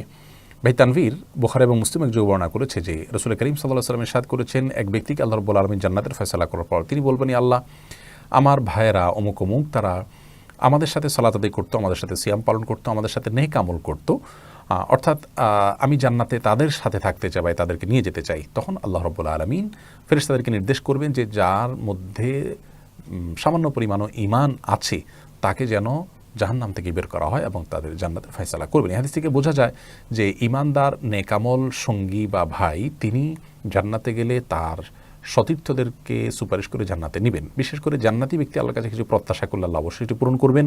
তবে যে ব্যক্তিকে আল্লাহ জান্নাত দিতে চাইবেন, জান্নাতি ব্যক্তিদের অন্তরে হয়তো তাদের কথা উদ্রেক হবে, জাগ্রত হবে এবং তাদের জন্য তিনি সুপারিশ করবেন আল্লাহর অনুমতি সাপেক্ষে। এবং এ বিষয়ে সনাবিহাই থেকে বর্ণিত আছে যে ওয়াদ ইবনে সামাত রাদিয়াল্লাহু তাআলা আনহু তার মৃত্যুর সময় তিনি তার কাছে গিয়ে কান্নাকাটি করছিলেন, মৃত্যুশয্যা যখন ছিলেন, তখন তিনি বললেন যে তুমি কেন কাঁদছো? যদি আল্লাহ রাব্বুল আলামিনের কাছে আমার সুপারিশ করার কোনো সুযোগ থাকে বা কোনো সুযোগ আমি পাই, কোনো স্কোপ আমি পাই, তাহলে অবশ্যই আমি তোমাকে সুপারিশ করে আল্লাহ তাআলার কাছে আমি জান্নাতে নেব। তো এই সমস্ত হাদিস থেকে বোঝা যায় যে একজন ভাই জান্নাতে গেলে তিনি তার সতীর্থদেরকে সুপারিশ করে জান্নাতে নেওয়ার চেষ্টা করবেন এবং আল্লাহ তাআলা সেটি কবুল করবেন। এই জন্যই তো দুনিয়াতে ঈমানদার নেকামলকারী মানুষদের সঙ্গে থাকতে হয়, জান্নাতি মানুষদের সঙ্গে অবলম্বন করতে হয়, যাতে করে কিয়ামতের ময়দানেও সেখান থেকে উপকৃত হতে পারি আমরা। কিন্তু এর মানে এই না যে নেককারদের সঙ্গে থাকলেই তারা সুপারিশ করে জান্নাতে নিয়ে যাবেন, আমি যত অপকর্মই করি না কেন, নিজেও নেকামল করতে হবে, সেটি হাদিস থেকে বোঝা যায়। এরপর এমডি শাহরিয়ার সাব্বির রিটন আপনি জানতে চেয়েছেন, খুঁটিনাটি সব হিসেব করে দেখলাম আমার রিজিক হালাল, কিন্তু আমার দোয়া কবুল তো হচ্ছে না, আমি কি করব এখন? ভাই সাব্বির, প্রথমত দোয়া কবুল হওয়ার জন্য তাড়াহুড়ো করা এটা দোয়ার আদব বা দোয়ার শিষ্টাচার পরিপন্থী কাজ। একজন ইমানদার আল্লাহ তাআলার কাছে নিজের নিবেদন পেশ করবেন এবং অপেক্ষা করতে থাকবেন, সবর করতে থাকবেন। নবী করিম সাল্লাল্লাহু আলাইহি ওয়াসাল্লাম একটি হাদিস আমরা জানতে পারি, যে হাদিসে সহিহ মুসলিমে বর্ণিত হয়েছে, তিনি বলেছেন, বান্দার দোয়া ততক্ষণ পর্যন্ত কবুল হয় যতক্ষণ পর্যন্ত সে কোনো খারাপ কাজের জন্য দোয়া আল্লাহর কাছে না করে। আত্মীয়তার বন্ধন রক্ষা করা, ছিন্ন করা অথবা গুনাহের কাজের জন্য যদি কেউ দোয়া করে, সে দোয়া ছাড়া আপনার সাধারণ অবস্থাতে দোয়া আল্লাহ তাআলা কবুল করেন, তবে যদি সে তাড়াহুড়ো না করে। কেউ জিজ্ঞাসা করল, ইয়া রাসূলুল্লাহ, দোয়া করার পর কবুলের জন্য তাড়াহুড়া করা বলতে কি বোঝানো হয়? তখন নবী সাল্লাল্লাহু আলাইহি ওয়াসাল্লাম বলেছেন, এর মানে হলো কেউ যদি বলে যে আমি দোয়া করলাম কিন্তু আমার দোয়া কবুল হলো না, এ নিয়ে সে মন খারাপ করলো, অস্থির হলো, ব্যাকুল হলো, আল্লাহর প্রতি অভিযোগ করলো, এটা হলো দোয়া করার পর কবুল হওয়া নিয়ে তাড়াহুড়ো করা। এটি দোয়ার আদব বা শিষ্টাচার পরিপন্থী একটি কাজ। এটি থেকে আমাদের বেঁচে থাকা উচিত এবং দোয়া করার পর আল্লাহ রাব্বুল আলামিনের প্রতি আস্থা এবং ভরসা রাখা উচিত এবং সবর করা উচিত। আল্লাহ তাআলা অনেক সময় পরীক্ষা করে থাকেন আমাদেরকে। এবং এ বিষয়ে মুসনাদে আহমদের একটি হাদিস বর্ণিত হয়েছে, যে হাদিস থেকে বোঝা যায় যে একজন ইমানদার যখন আল্লাহর কাছে দোয়া করেন তখন তিনটির একটি তিনি পান। প্রথমত, তিনি দোয়া করার পর আল্লাহ রাব্বুল আলামিনের কাছে কাঙ্ক্ষিত বিষয়টি তিনি অনেক সময় পেয়ে যান। আবার অনেক সময় দেখা যায় কাঙ্ক্ষিত জিনিস পান না, কিন্তু আল্লাহ রাব্বুল আলামিন এই দোয়ার বিনিময়ে তার জন্য আখিরাতে বিশাল পুরস্কার জমা করেন। আবার কখনো কখনো দেখা যায় তিনি যা চেয়েছেন সেটা না দিয়ে আল্লাহ তাআলা তাকে অন্য কিছু দিচ্ছেন, যেটা তিনি হয়তো দোয়াও করেন নাই, এই দোয়ার বিনিময়ে আল্লাহ তাআলা সেটি বরাদ্দ রেখেছেন, যেটা এর চাইতে বেশি তার জন্য জরুরি। এই জন্য একজন ইমানদার দোয়া করার পর হতাশ হওয়ার কিছু নেই। ইমানদারের দোয়া যদি দোয়ার শর্ত পূরণ করে থাকেন, ইনশাআল্লাহ বিইذনিল্লাহ তিনটার যে কোনো একটা উপকারিতা বয়ে আনবে। এই জন্য অস্থির হওয়ার কোনো কারণ নেই। আপনি যেটিকে এই মুহূর্তে কবুল হলে আপনার জন্য উপকারী মনে করছেন, হয়তো সেটি এই মুহূর্তে কবুল হলে আপনার জন্য ক্ষতিকর হবে। এজন্য আল্লাহর ফয়সালা এবং সিদ্ধান্তকে মেনে নেওয়া হলো ইমানের দাবি। এরপর নিশি আক্তার জানতে চেয়েছেন, ইবাদত কবুল হয়েছে কিনা সেটা বোঝার কোনো উপায় আছে কি না। আমরা যে ইবাদত এবং আমল করে থাকি সেটির কোনটি আল্লাহ রাব্বুল আলামিন অ্যাকসেপ্ট করেছেন, কোনটি করেননি, সেটি একমাত্র আল্লাহ তাআলা ভালো জানেন। এটিকে নিশ্চিতভাবে জানার কোনো উপায় নেই। তবে একজন ইমানদারের কর্তব্য হলো ইবাদত কবুল হওয়ার যে মৌলিক এবং প্রধান শর্ত, ঈমান থাকা, সুন্নাহকে অনুসরণ করে নবী করিম সাল্লাল্লাহু আলাইহি ওয়াসাল্লামের বাতানো পদ্ধতিতে কোরআন হাদিস অনুযায়ী সেই ইবাদতটি সম্পাদন করা এবং শুধুমাত্র আল্লাহর সন্তুষ্টি অর্জনের জন্য করা, পার্থিব কোনো উদ্দেশ্য সেখানে না রাখা, এগুলো হলো ইবাদতের মৌলিক শর্ত কবুল হওয়ার জন্য। এগুলোকে পূরণ করে তিনি ইবাদত করে যাবেন এবং সুধারণা রাখবেন যে আল্লাহ তাআলার কাছে এটা গ্রহণযোগ্য হচ্ছে। কিন্তু ইবাদত কবুল হওয়ার কিছু বাহ্যিক আলামতের কথা অনেক ইমাম, অনেক স্কলার এবং বড় বড় উলামা ইকরাম বলেছেন, যে এগুলো দেখে আমরা সুধারণা জোরালোভাবে পোষণ করতে পারি যে আমাদের ইবাদত কবুল হয়েছে। তোমাদের থেকে ইমাম ইবনুল কাইয়িম রাহিমাহুল্লাহ বলেছেন যে কেউ যদি কোনো পাপ করে, তো পাপ করার পর যদি তিনি ফিরে আসতে পারেন সেখান থেকে তওবা করার পর, তাহলে সুধারণা করতে পারেন যে আল্লাহ তাআলা তার দোয়া কবুল করেছেন। কোনো সালাফ বলেছেন কেউ দোয়া করার পর যদি দোয়ার সময় যদি চোখের পানি চলে আসে, মন ভেঙে পড়ে, আল্লাহর দিকে ধাবিত হয়ে যায়, তাহলে তিনি সুধারণা করতে পারেন তার দোয়া কবুল হয়েছে। তেমনিভাবে হাসান বসরি রাহিমাহুল্লাহ থেকে বর্ণিত আছে যে ইবাদত যখন এর ধারা মানুষ অব্যাহত রাখতে পারে, এটা ভালো কাজ করলেন আবারও করতে পারলেন, তো এর মাধ্যমে তিনি সুধারণা পোষণ করতে পারেন যে তার ইবাদত কবুল হয়েছে। ইবনে কাসির রাহিমাহুল্লাহ থেকে এরকম কথা বর্ণিত হয়েছে। তো ভালো কাজের ধারা যদি অব্যাহত রাখতে পারেন, মন্দ কাজ থেকে ফিরে আসতে পারেন, সেটা হোক সীমিত পরিসরে, হয়তো মন্দ কাজ থেকে ফিরে আসলেন, আবার মন্দ কাজে তিনি কোনো কারণে লিপ্ত হয়ে গেলেন, তারপরও যেটুকু ফিরে আসতে পেরেছেন সেটুকু তার দোয়া বা তওবা কবুল হয়েছে বলে সুধারণা পোষণ করতে পারেন। এরপর এমডি আহমদুল্লাহ আশরাফ জানতে চেয়েছেন, নামাজে ইমাম সাহেবের ওযু ছুটে গেলে তিনি কি করবেন? ইমাম সাহেবের যদি ওযু ছুটে যায়, তার কর্তব্য হলো পেছন থেকে কোনো একজন মুক্তাদিকে টেনে তার জায়গায় রেখে তিনি চলে যাবেন ওযু করার জন্য। ওযু করে এসে তিনি মুক্তাদি হিসাবে অবশিষ্ট নামাজ পড়বেন, অর্থাৎ জামাতে যোগদান করবেন। যদি কোনো রাকাত ছুটে যায়, শুধু সেই রাকাতটা শেষে তিনি একাকী ইমাম সালাম ফেরানোর পরে আদায় করবেন। এবং পরিবর্তিত বা প্রতিনিধি হিসাবে যিনি দ্বিতীয় দফা ইমাম হয়েছেন, তার অনুকরণ তিনি করবেন।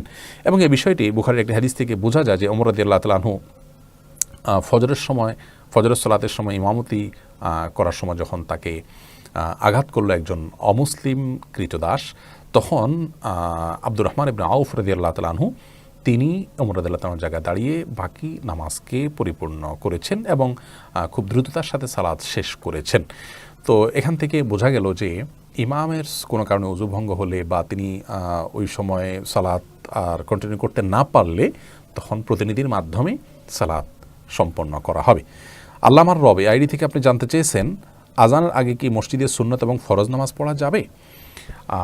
আজান হয়নি এখনও, কিন্তু ওয়াক্ত হয়ে গেছে, এমন যদি হয় তাহলে আমরা অবশ্যই যে কোনো ওয়াক্তের ফরজ এমনকি সুন্নত সালাত আদায় করতে পারবো। কে মসজিদে বসে আছেন, এখনও ধরুন জোহরের ওয়াক্ত হয়েছে কিন্তু মুয়াজ্জিন আজান দেননি, তো তিনি মসজিদে প্রবেশ করেছেন, ওয়াক্ত যদি জোহরের হয়ে থাকে তিনি সুন্নতের নিয়াত করে সুন্নত পড়তে পারেন। আজানের জন্য অপেক্ষা করে তারপরে সুন্নত পড়তে হবে এমনটি আবশ্যক নয়। কোরআন কারীমে সূরা নিসার 103 নম্বর আয়াতে আল্লাহ তাআলা বলেছেন, ইন্নাস সালাতা কানাত আলাল মুমিনিনা কিতাবাম মাওকুতা, নিশ্চয়ই সালাত ইমানদারদের জন্য নির্দিষ্ট সময়ে আদায় করাটা এটা আবশ্যক করা হয়েছে। অতএব ওয়াক্ত হয়েছে কিনা এটাই হলো বিবেচ্য বিষয়। আজান এটা জামাতে শামিল হওয়ার জন্য বা জামাত আয়োজন করার জন্য ঘোষণা, কিন্তু এর সাথে আমাদের সুন্নত বা ফরজ সালাত আদায় করতে পারা বা না পারা বা শুদ্ধ হওয়া না হওয়া নির্ভর করে না। লুৎফুন্নাহার শিলা জানতে চেয়েছেন, মহিলারা নামাজে একটু উচ্চ স্বরে অর্থাৎ নিজের কান পর্যন্ত পৌঁছাবে এমনভাবে তেলাওয়াত করতে পারবে কি না? উত্তর হলো হ্যাঁ, পারবে, কোনো অসুবিধা নেই। এমনভাবে পড়লেন যেভাবে পড়লে তিনি নিজে শুনতে পান, একান্ত তার কান পর্যন্ত আওয়াজ আসে, গুনগুনিয়ে যেটাকে আমরা বলতে পারি, এভাবে তিনি তেলাওয়াত করতে পারেন নামাজে, কোনো অসুবিধা নেই। এরপরে নাইম মণ্ডল আপনি জানতে চেয়েছেন, অনিচ্ছায় ইমান ভঙ্গের কারণ ঘটে গেলে করণীয় কি? যদি অনিচ্ছাকৃতভাবে ইমান ভঙ্গের কোনো কারণ দেখা দেয় তাহলে আল্লাহর কাছে ইস্তেগফার করবে এবং এর ফলে তিনি বেঈমান হবেন না ইনশাআল্লাহ বিইذনিল্লাহ। কারণ এই উম্মতের কেউ যদি ভুলে গিয়ে কিছু করে বা ভুলে কোনো কিছু করে ফেলে তো আল্লাহ রাব্বুল আলামিন সেটা লিপিবদ্ধ করেন না, এই বিষয়ে হাদিস রয়েছে। আর এমনিতে সাধারণ অবস্থাতে আল্লাহ তাআলার কাছে দোয়া করতে হবে যাতে অবিচলতা থাকে ইমানের উপরে। সেজন্য নবী করিম সাল্লাল্লাহু আলাইহি ওয়াসাল্লাম একটা দোয়া শিক্ষা দিয়েছেন, ইয়া মুকাল্লিবাল কুলুব সাব্বিত কলবি আলা দীনিক, হে অন্তর পরিবর্তনকারী, আপনার দিনের উপর আমার অন্তরকে আপনি অটল অবিচল রাখুন। তেমনিভাবে কখনো আপনার মনে বাজে চিন্তা আসে যার কারণে ইমান ভঙ্গ হয়ে গেল কি না ইচ্ছার বাইরে, এরকম যদি ওয়াসওয়াসা বা কুমন্ত্রণা আসে তাহলে আল্লাহর কাছে আমরা এটা দোয়া করতে পারি, রব্বি আউযু বিকা মিন হামাযাতিশ শায়াতিন ওয়া আউযু বিকা রব্বি আন ইয়াহদুরুন। আবার বলছি, রব্বি আউযু বিকা মিন হামাযাতিশ শায়াতিন ওয়া আউযু বিকা রব্বি আন ইয়াহদুরুন, যার অর্থ হলো হে আল্লাহ, শয়তানের কুমন্ত্রণা এবং খোঁচা থেকে আমি আপনার আশ্রয় প্রার্থনা করি এবং শয়তান আমার কাছে উপস্থিত হয়, আমার মনে বাজে চিন্তা আনে, এগুলো থেকে আমি আপনার কাছে আশ্রয় চাই। এই আয়াত দোয়া হিসাবে পড়বেন। মোহাম্মদ আরাফাত জানতে চেয়েছেন, শপথ ভঙ্গের কাফারা না দিয়ে তওবা করলে মাপ পাওয়া যাবে কিনা? আল্লাহ রাব্বুল আলামিন কোরআন কারীমে সূরা মায়েদার 89 নম্বর আয়াতে শপথ ভঙ্গের কাফারা উল্লেখ করেছেন। কেউ যদি কোনো শপথ করেন যে ভবিষ্যতে কোনো কাজ করবেন কিন্তু তিনি করলেন না, শপথ ভঙ্গ করলেন, তাহলে সেক্ষেত্রে তাকে 10 জন মিসকিনকে খাদ্য দিতে হবে এই শপথ ভঙ্গের কারণে, এর কাফারা হিসাবে, ক্ষতিপূরণ হিসাবে, অথবা 10 জন মিসকিনকে কাপড় বা পোশাক দিবেন তিনি। আর এর কোনোটি করতে না পারলে তিনি 3 দিন রোজা রাখবেন শপথ ভঙ্গের কাফারা হিসেবে। এই 3টির কোনো একটি তাকে করতে হবে।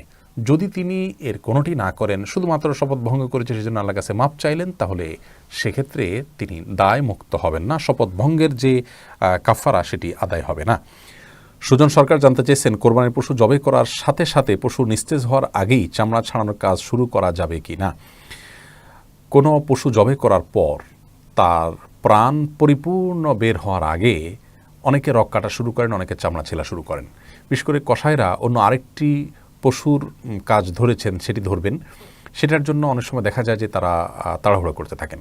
যিনি কোরবানি করেছেন বা যার পশু জবাই করা হয়েছে তার কর্তব্যের অংশ হলো যাতে পশুর প্রতি অপ্রয়োজনে অমানবিকতা প্রদর্শন করা না হয় সে বিষয়টি নিশ্চিত করা। প্রাণ বের হওয়ার আগেই চামড়া ইত্যাদি ছেলা শুরু করে দেওয়া এটা অকারণে তাকে কষ্ট দেয়া এবং অপ্রয়োজনীয় অতিরিক্ত কষ্ট দেয়া, যেটি একজন ইমানদারের জন্য নিষিদ্ধ। সহিহ মুসলিম হাদিসে আসছে, নবী করিম সাল্লাল্লাহু আলাইহি ওয়াসাল্লাম বলেছেন, ইন্নাল্লাহা কাতাবাল ইহসানা আলা কুল্লি শাই, আল্লাহ তাআলা প্রত্যেক বস্তুর প্রতি ইহসান করা, অনুগ্রহ করাটাকে আমাদের জন্য ফরজ করে দিয়েছেন। ফাইদা কাতালতুম ফাহসিনুল কিতলাতা, অতএব তোমরা যদি কাউকে হত্যা করতে হয়, যেমন কেউ অপরাধ করেছে শাস্তিস্বরূপ তার মৃত্যুদণ্ড হলো বিচারিকভাবে, কিংবা যুদ্ধক্ষেত্রে, তো তার প্রতিও তুমি অমানবিক হয়ে তোমার তাকে হত্যা করার প্রয়োজন হলেও, বৈধভাবে হত্যা করার প্রয়োজন হলেও সেক্ষেত্রেও তুমি অমানবিক হবে না। ওয়াইদা দাবাহতুম ফাহসিনু যিবহাতা, আর যদি পশু জবাই করতে হয় হালাল পশু, তাহলে সেক্ষেত্রে তোমাকে আল্লাহ তাআলা সে পশুর গোশত খাওয়া হালাল করেছেন ঠিক, কিন্তু এর মানে এই নয় যে তাকে অপ্রয়োজনে তুমি কষ্ট দিবে এবং অপ্রয়োজনে তার প্রতি অতিরিক্ত অমানবিকতা প্রদর্শন করবে। এই জন্য তিনি বলেছেন যে তোমাদের কেউ জবাই করার আগে যেন ভালো করে চাকু ধার দিয়ে নেয়। এই হাদিস থেকে বোঝা যায় যে প্রাণ বের হওয়ার আগে আগে চামড়া ছেলা শুরু করা, রক কাটা, এগুলো জায়েজ নয়, গুনাহের কথা। তাসলিম জানতে চেয়েছেন, সব ইবাদত করেও নিজেকে পাপ থেকে দূরে রাখতে পারছি না, আমি কি পাপ থেকে বেঁচে যাওয়ার জন্য মৃত্যু কামনা করতে পারি? কোনো পাপ থেকে, কোনো অপরাধ থেকে বেঁচে যাওয়ার জন্য মৃত্যু কামনা করা এটা জায়েজ নয়। পাপ করার কারণে আপনার ভিতরে অস্থিরতা কাজ করা এটা ভালো, কিন্তু অস্থিরতা যদি মাত্রাতিরিক্ত হয় এবং সেটি যদি নৈরাশ্যের পর্যায়ে চলে যায় যে আল্লাহর রহমত থেকে নিরাশ হয়ে গেছেন, তাহলে সেটি কিন্তু নিন্দনীয়, সেটা প্রশংসনীয় নয়। আল্লাহ তাআলা বলেছেন ওয়ালা ইয়াসমির রাহমাতিল্লাহিল কওমুল কাফিরুন, আল্লাহর রহমত থেকে কাফির ছাড়া কেউ নিরাশ হয় না। আল্লাহ আরও বলেছেন ওয়ালা তাকনাতু মির রাহমাতিল্লাহ, তোমরা আল্লাহর রহমত থেকে নিরাশ হইও না। ইন্নাল্লাহা ইয়াগফিরুয যুনুবা জামিআ, আল্লাহ তাআলা সমস্ত অপরাধ মাফ করবেন। এজন্য কোনো পাপ হলে বাঁচার জন্য চেষ্টা করবেন, পাপের পরিবেশ থেকে সরে আসার চেষ্টা করবেন, পাপের উপায় এবং মাধ্যমগুলোর থেকে সম্পর্ক কাট করে দেওয়ার চেষ্টা করবেন। কিন্তু এর মানে এই নয় যে আপনি অস্থির হয়ে মৃত্যু কামনা করবেন। মৃত্যু কামনা করা জায়েজ নয়। সহিহ বুখারী সহ বিভিন্ন হাদিসের কিতাব থেকে আমরা স্পষ্টভাবে বিভিন্ন হাদিসের আলোকে জানতে পারি যে মৃত্যু কামনা করা ইসলাম শরীয়তের দৃষ্টিকোণ থেকে এটা জায়েজ নয়। বিধায় অতিরিক্ত হতাশা যেন আপনাকে গ্রাস না করে ফেলে। কোনো কারণে গুনাহ হয়ে গেলে আল্লাহ তাআলা ক্ষমা করবেন ঘোষণা দিয়েছেন। আপনার কাজ হলো গুনাহের পরিবেশ থেকে সরে আসার চেষ্টা করা, গুনাহের সম্পর্কগুলো থেকে, গুনাহের মাধ্যমগুলো থেকে সম্পর্ক ছিন্ন করা, বন্ধন ছিন্ন করা। এটা হলো আপনার কর্তব্য এবং প্রচেষ্টা চালিয়ে যাওয়া। রাফি ইসলাম জানতে চেয়েছেন শখের বশে বাড়িতে পশু পাখি পোষা কি জায়েজ আছে? এগুলো কেনাবেচা করা কি বৈধ? যে পশু বা যে পাখি আসলে মানে ঘরেই পুষতে হয়, এটা এভাবেই থাকতে অভ্যস্ত, সেগুলো ঘর বাড়িতে পোষাতে কোনো অসুবিধা নেই। রাসূল করিম সাল্লাল্লাহু আলাইহি ওয়াসাল্লাম আনাস রাদিয়াল্লাহু তাআলার বাসায় মাঝে মধ্যে যেতেন এবং আনাস রাদিয়াল্লাহু তাআলা বলেছেন যে আমার ভাই আবু উমাইর বলা হতো তাকে, সে একটা ছোট পাখি নিয়ে খেলা থাকতো। তো নবী সাল্লাল্লাহু আলাইহি ওয়াসাল্লাম একবার এসে তাকে দেখতে না পেয়ে জিজ্ঞাসা করলেন সেটা কই গেল। বুখারী মুসলিম হাদিসটি বর্ণনা করেছে। এখান থেকে বোঝা যায় যে এটি ইসলাম শরীয়তের দৃষ্টিকোণ থেকে নিষিদ্ধ নয়। তবে যে পশু বা যে পাখি আসলে এভাবে থাকতে অভ্যস্ত না, তাকে নিছক নিজেদের শখ পূরণ করার জন্য এভাবে এনে রাখা এটা জায়েজ নয়। অমুসলিম প্রতিবেশীর সাথে কীরূপ আচরণ করব? অমুসলিম প্রতিবেশীর সাথে একজন মুসলিম হিসাবে আমাদের আচরণ হতে হবে সুন্দর আচরণ। বিশেষ করে আমাদের আচরণের সৌন্দর্য দেখে যেন তিনি ইসলামের প্রতি আকৃষ্ট হন, সেই চেষ্টা একজন ইমানদারের থাকতে হবে। অমুসলিম প্রতিবেশী যদি আমাদেরকে কোনো খাবার পাঠান এবং সে খাবার যদি হালাল হয়, আমরা সেটি অবশ্যই সাদরে গ্রহণ করতে পারি। সাহাবা ইকরাম অমুসলিমদের খাবার গ্রহণ করেছেন। নবী সাল্লাল্লাহু আলাইহি ওয়াসাল্লাম অমুসলিমদের বাসায় দাওয়াত খেয়েছেন, একজন ইহুদির বাসায় তিনি দাওয়াত খেয়েছেন এবং তাদেরকে খাইয়েছেনও। এই জন্য অমুসলিমদের বাসায় খাবার পাঠানো যাবে, হাদিয়া পাঠানো যাবে, তাদের হাদিয়া গ্রহণ করা যাবে। বিশেষ করে তারা যদি এমন কোনো হাদিয়া পাঠান যেটি হালাল, যেমন ফলমূল পাঠালেন বা এমন কোনো খাবার পাঠালেন যেখানে হারামের কিছু নেই, সেটা আমরা অবশ্যই খেতে পারি। ইসলাম শরীয়তের দৃষ্টিকোণ থেকে তাদের প্রতি সদাচরণ করার ব্যাপারে আমাদের কোনো নিষেধ তো করা হয়নি, বরং আমাদেরকে তাদের প্রতি সদাচরণ করা, ইনসাফপূর্ণ আচরণ করার নির্দেশ করা হয়েছে। আল্লাহ তাআলা বলেছেন লা ইয়ানহাকুমুল্লাহু আনিল লাযীনা লাম ইউকাতিলুকুম ফিদ-দীন ওয়া লাম ইখরিজুকুম মিন দিয়ারিকুম আন তাবাররুহুম ওয়া তুকসিতু ইলাইহিম ইন্নাল্লাহা ইউহিব্বুল মুকসিতিন। যার অর্থ হলো আল্লাহ রাব্বুল আলামিন তোমাদেরকে নিষেধ করেন না, তোমরা যে সমস্ত অমুসলিমরা তোমাদের প্রতি ধর্মযুদ্ধ চাপিয়ে দেয়নি, তোমাদেরকে দেশান্তর করে দেয়নি, অবিচার করেনি, তাদের প্রতি সদাচরণ করতে আল্লাহ তাআলা নিষেধ করেন না, বরং তাদের আল্লাহ রাব্বুল আলামিন ন্যায়সঙ্গত আচরণকারীদেরকে, ইনসাফকারীদেরকে আল্লাহ তাআলা ভালোবাসেন। এই আয়াতের আলোকে বোঝা গেল যে আমরা অমুসলিম প্রতিবেশী, সেটা হিন্দু হোক বা অন্য কোনো ধর্মাবলম্বী হোক, তাদের সাথে সদাচরণ করব, কোনো কারণে তাদেরকে কষ্ট দেব না এবং তাদের সাথে হাসি খুশি থাকার চেষ্টা করব এবং উদ্দেশ্য হবে ইসলামের প্রতি তাদেরকে আকৃষ্ট করা। তবে অন্তরের গভীরে এবং গহীনে আল্লাহর প্রতি অবিশ্বাসী কোনো মানুষকে জায়গা দিয়ে তাকে অন্তরঙ্গ আপন করা এটা জায়েজ নয়। আপনার জন্মের ব্যাপারে কেউ যদি সন্দেহ করেন, কেউ যদি আপনার বাবা মাকে আপনার আপন সত্যিকারের বাবা মা হিসাবে স্বীকার বা বিশ্বাস না করেন, তাহলে এই ব্যক্তিকে আপনি হয়তো সামাজিক সৌজন্যতা তার প্রতি রক্ষা করবেন, কিন্তু অন্তরের গহীনে আপনি জায়গা দিতে পারেন না। ঠিক একইভাবে যে ব্যক্তি আপনার রবকে স্বীকার করে না, আপনার রবের স্বীকৃতি দেয় না, আপনি তাকে অন্তরের গহীনে জায়গা দিবেন না। আশরাফ, আপনি প্রশ্ন করেছেন পিতার মৃত্যুর আগেই সন্তানদের মাঝে সম্পদ ভাগাভাগি করা কি জায়েজ আছে? পিতা মৃত্যুর আগে যদি সন্তানদের মাঝে সম্পদ ভাগ করতে চান বাবা, তাহলে সেটা উপহার উপঢৌকন হিসাবে দিতে পারেন এবং উপহার উপঢৌকন সন্তানদেরকে দিলে সেখানে ইনসাফ বজায় রাখতে হয়, হাদিসে সুস্পষ্ট নির্দেশ রয়েছে। তবে যদি মৃত্যুর আগে তিনি মিরাস বন্টন করতে চান, পরিত্যক্ত সম্পত্তি বন্টন করতে চান, তো সেটা জায়েজ নয়। কারণ হলো পরিত্যক্ত সম্পদের বন্টন হবে মৃত্যুর পর। আজকাল এগুলোতে সন্তানরা অনেক সময় দেখা যায় যে হেরফের করে ফেলেন। সেই জায়গা থেকে যদি কোনো বাবা বা মা তার জীবদ্দশায় সন্তান এবং ওয়ারিসদের তালিকা নিয়ে শরীয়ত অনুযায়ী কে কতটুকু পাবে সেটার হিস্সা নির্ধারণ করে দিয়ে ওসিয়ত করে যান যে তোমরা কোরআনের এই বিবরণ এবং কোরআনের এই বন্টনের বাইরে তোমরা যাবে না, তাহলে সেটি অবশ্যই প্রশংসনীয় কাজ। মিজান প্রশ্ন করেছেন কোরবানির পশু ক্রয়ের পর হাসিল না দিলে নাকি কোরবানি হয় না, একথা কি সঠিক? কোরবানি পশু কোনো বাজার থেকে কেনার পর যদি কেউ হাসিল ফাঁকি দেন, হাসিল না দিয়ে নিয়ে আসেন গরু বা ছাগল এবং এনে যদি তিনি কোরবানি করেন, তাহলে তার কোরবানি হয়ে যাবে, কিন্তু তিনি বান্দার হক নষ্ট করার কারণে অপরাধী হিসাবে বিবেচিত থাকবেন এবং বড় ধরনের গুনাহগার হবেন। তার কর্তব্য হলো হাসিল দিয়ে আসা। কারণ বাজার ব্যবস্থাপনা যারা করছেন তারা বাজারের ব্যবস্থাপনা বাবদ যে এটার খরচ এবং তাদের যে প্রফিট বাবদ তারা যে হাসিল নির্ধারণ করেছেন সেটা না দেয়া মানেই হলো আপনি তাদের ওই সুবিধাটা নিলেন কিন্তু তার সার্ভিস চার্জ দিলেন না। এজন্য আপনি অবশ্যই গুনাহগার হলেন এবং মানুষের হক নষ্ট করলেন, কিন্তু কোরবানি হয়ে যাবে ইনশাআল্লাহ বিইذনিল্লাহ। মনিদুল ইসলাম জানতে চেয়েছেন, অমুসলিমদের সাথে বন্ধুত্ব, চলাফেরা বা লেনদেন করার ক্ষেত্রে কি কোনো সীমারেখা আছে? অমুসলিমদের সাথে স্বাভাবিকভাবে লেনদেন, ওঠা বসা, চলাফেরা, কাজ কারবার সব কিছু করা যাবে। বিশেষ করে শিক্ষার্থীরা তাদের সাথে শিক্ষা সংক্রান্ত বিষয়গুলো শেয়ার করবেন এবং স্বাভাবিক বন্ধুতা যেটা সেটা তাদের সঙ্গে অবশ্যই করবেন। তাদেরকে দাওয়াত খাওয়াবেন, তাদের বাসা দাওয়াত খাবেন, হালাল খানা যদি তারা পরিবেশন করে, এগুলোতে শরীয়তে নিষেধাজ্ঞা নেই। তবে মনে রাখতে হবে যে বন্ধুত্ব করতে গিয়ে যেন অন্তরের গহীনে তাদেরকে জায়গা দেয়া না হয়। অনেক মুসলিম আছেন যে এটি করে ফেলেন এবং মনে করেন যে এটি উদারতা। এটি উদারতা নয়, এটি ঈমানের বিষয়ে উদাসীনতা। আপনার জন্ম নিয়ে যদি কেউ সন্দেহ করে, আপনার বাবা মাকে যদি আপনার রিয়েল বাবা মা বা সত্যিকারের আপনার বাবা মা জন্মদাতা কেউ মনে না করেন, আপনি আপনার জন্মের অস্বীকারী ব্যক্তিকে কখনো অন্তরের গভীরে বা গহীনে স্থান দিতে পারেন না, আপনি দিবেন না। এটা আপনার আত্মসম্মান এবং আপনার আত্মমর্যাদার সঙ্গে কখনো যাবে না আপনি তাকে অন্তরঙ্গ বা গভীর অন্তরে স্থান দেওয়ার মতো বন্ধু বানানোটা। ঠিক একইভাবে আপনার রবের স্বীকৃতি যিনি দেন না, আপনার রব এবং সৃষ্টিকর্তাকে যিনি সৃষ্টিকর্তা হিসেবে বিশ্বাস করেন না, অস্বীকার করেন, বা তার তাওহীদ একত্ববাদ যিনি বিশ্বাস করেন না, এরকম ব্যক্তিকে অন্তরের গভীরে বা গহীনে জায়গা দেওয়া মানে হলো নিজের ঈমান সম্পর্কে উদাসীনতা।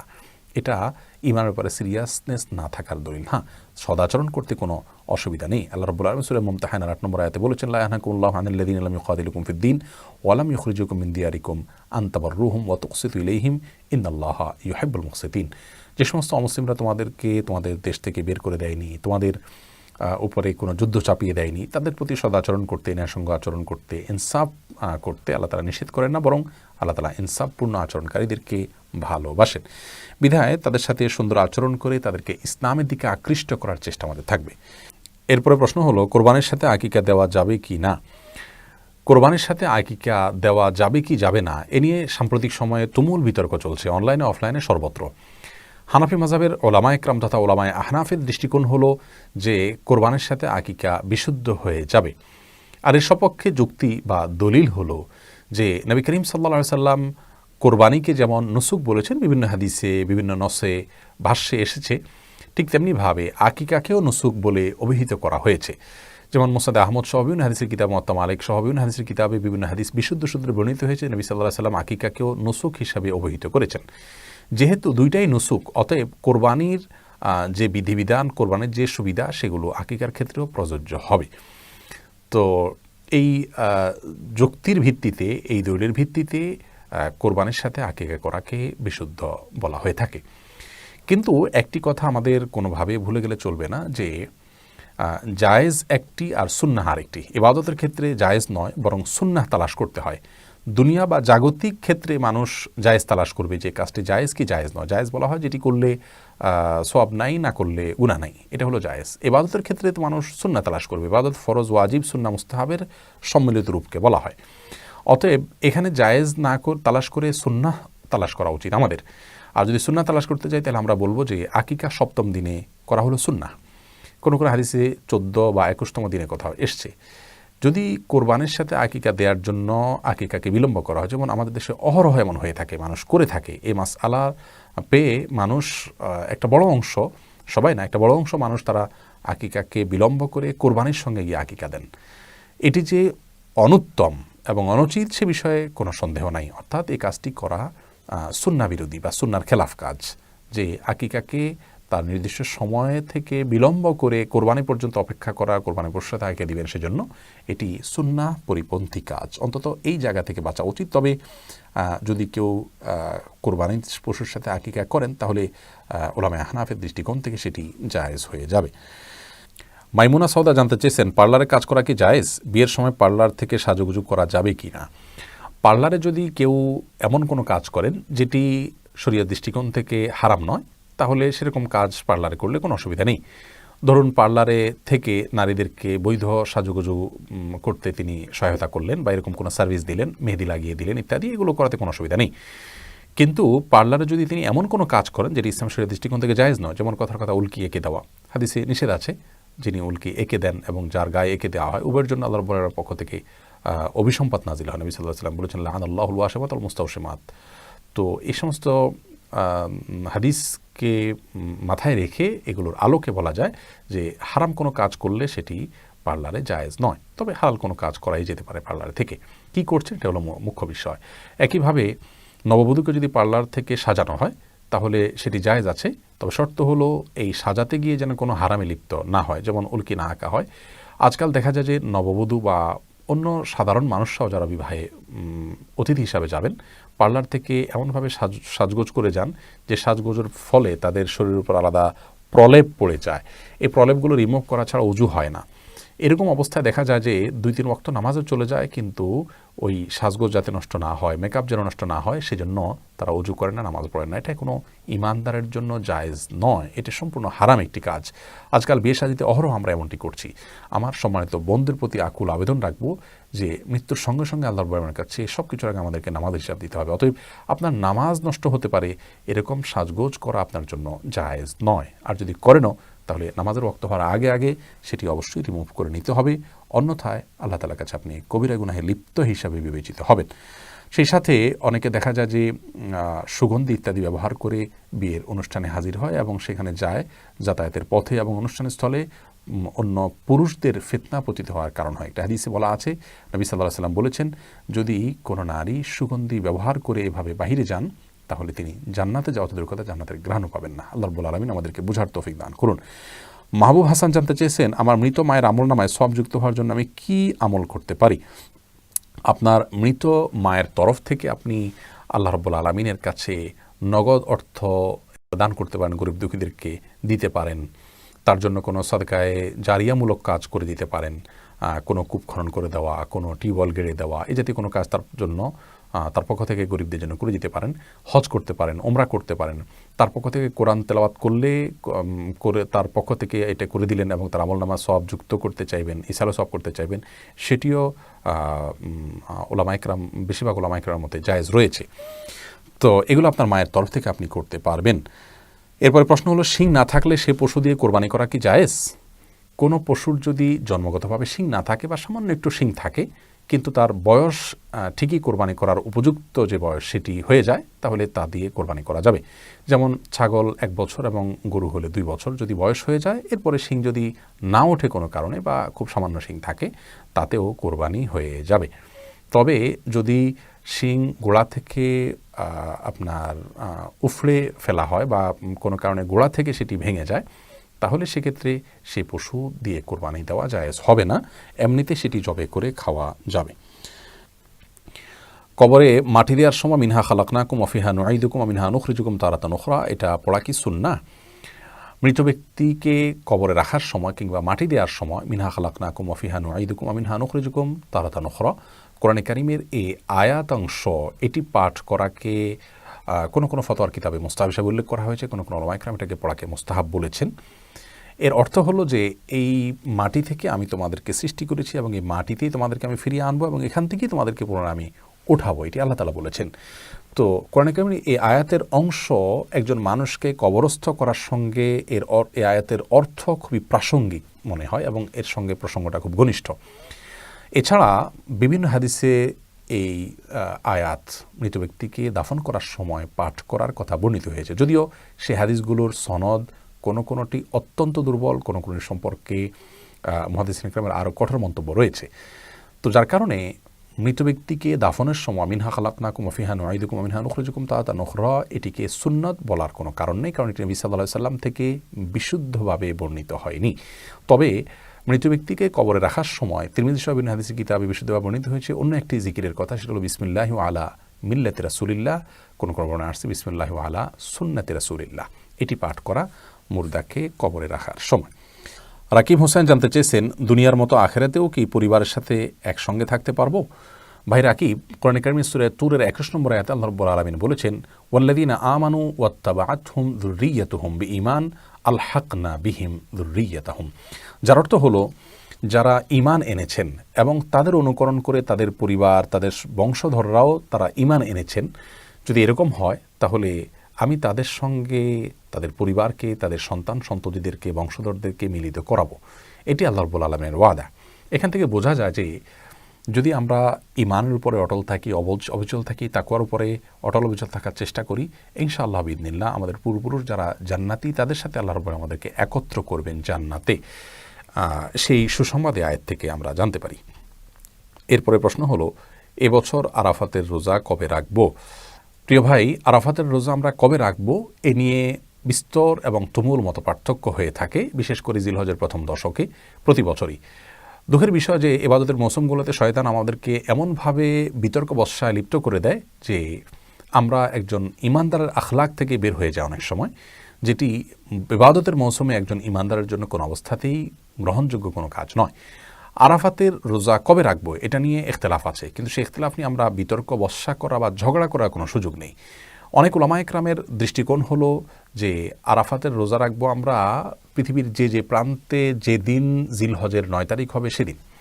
আমরা আমাদের বাংলাদেশ থেকে চাঁদ যেহেতু একদিন পরে আমরা দেখতে পাই সচরাচর, অতএব আমরা জিলহজের 9 তারিখে আরাফাতের রোজা রাখবো, কারণ ইয়মে আরাফা মানেই হলো জিলহজের 9 তারিখ। জিলহজের 9 তারিখকে মূলত আরাফা দিবস বলা হয়, যেমন ইয়মুন নহর বলা হয় জিলহজের 10 তারিখকে বা ঈদের দিনকে। অতএব পৃথিবীর যে প্রান্তে যখন জিলহজের 10 দিন হবে সেদিনই ইয়মুন নহর হিসাবে বিবেচিত হবে তাদের জন্য। আর অনেক উলামায়ে কেরাম বলেন যে আরাফার দিন বলতে জিলহজের 9 তারিখ নয়, বরং হাজী সাহেবরা যেদিন আরাফা অবস্থান করছেন সেই দিনটাকে বলা হয়, যার কারণে পৃথিবীতে হাজী সাহেবরা যখন আরাফায় অবস্থান করছেন ওই সময়টাতে পৃথিবীতে যে দেশে যে দিন হবে সে দেশে মানুষরা সেদিন আরাফাতের রোজা রাখবেন। তো এই কারণে বাংলাদেশে জিলহজের 9 তারিখে রাখার পক্ষে অনেক উলামায়ে কেরাম থাকেন, অনেক উলামায়ে কেরাম 8 তারিখে রাখার পক্ষে অবস্থান নেন, কারণ 8 তারিখে হাজী সাহেবগণ আরাফাতে অবস্থান করে থাকেন।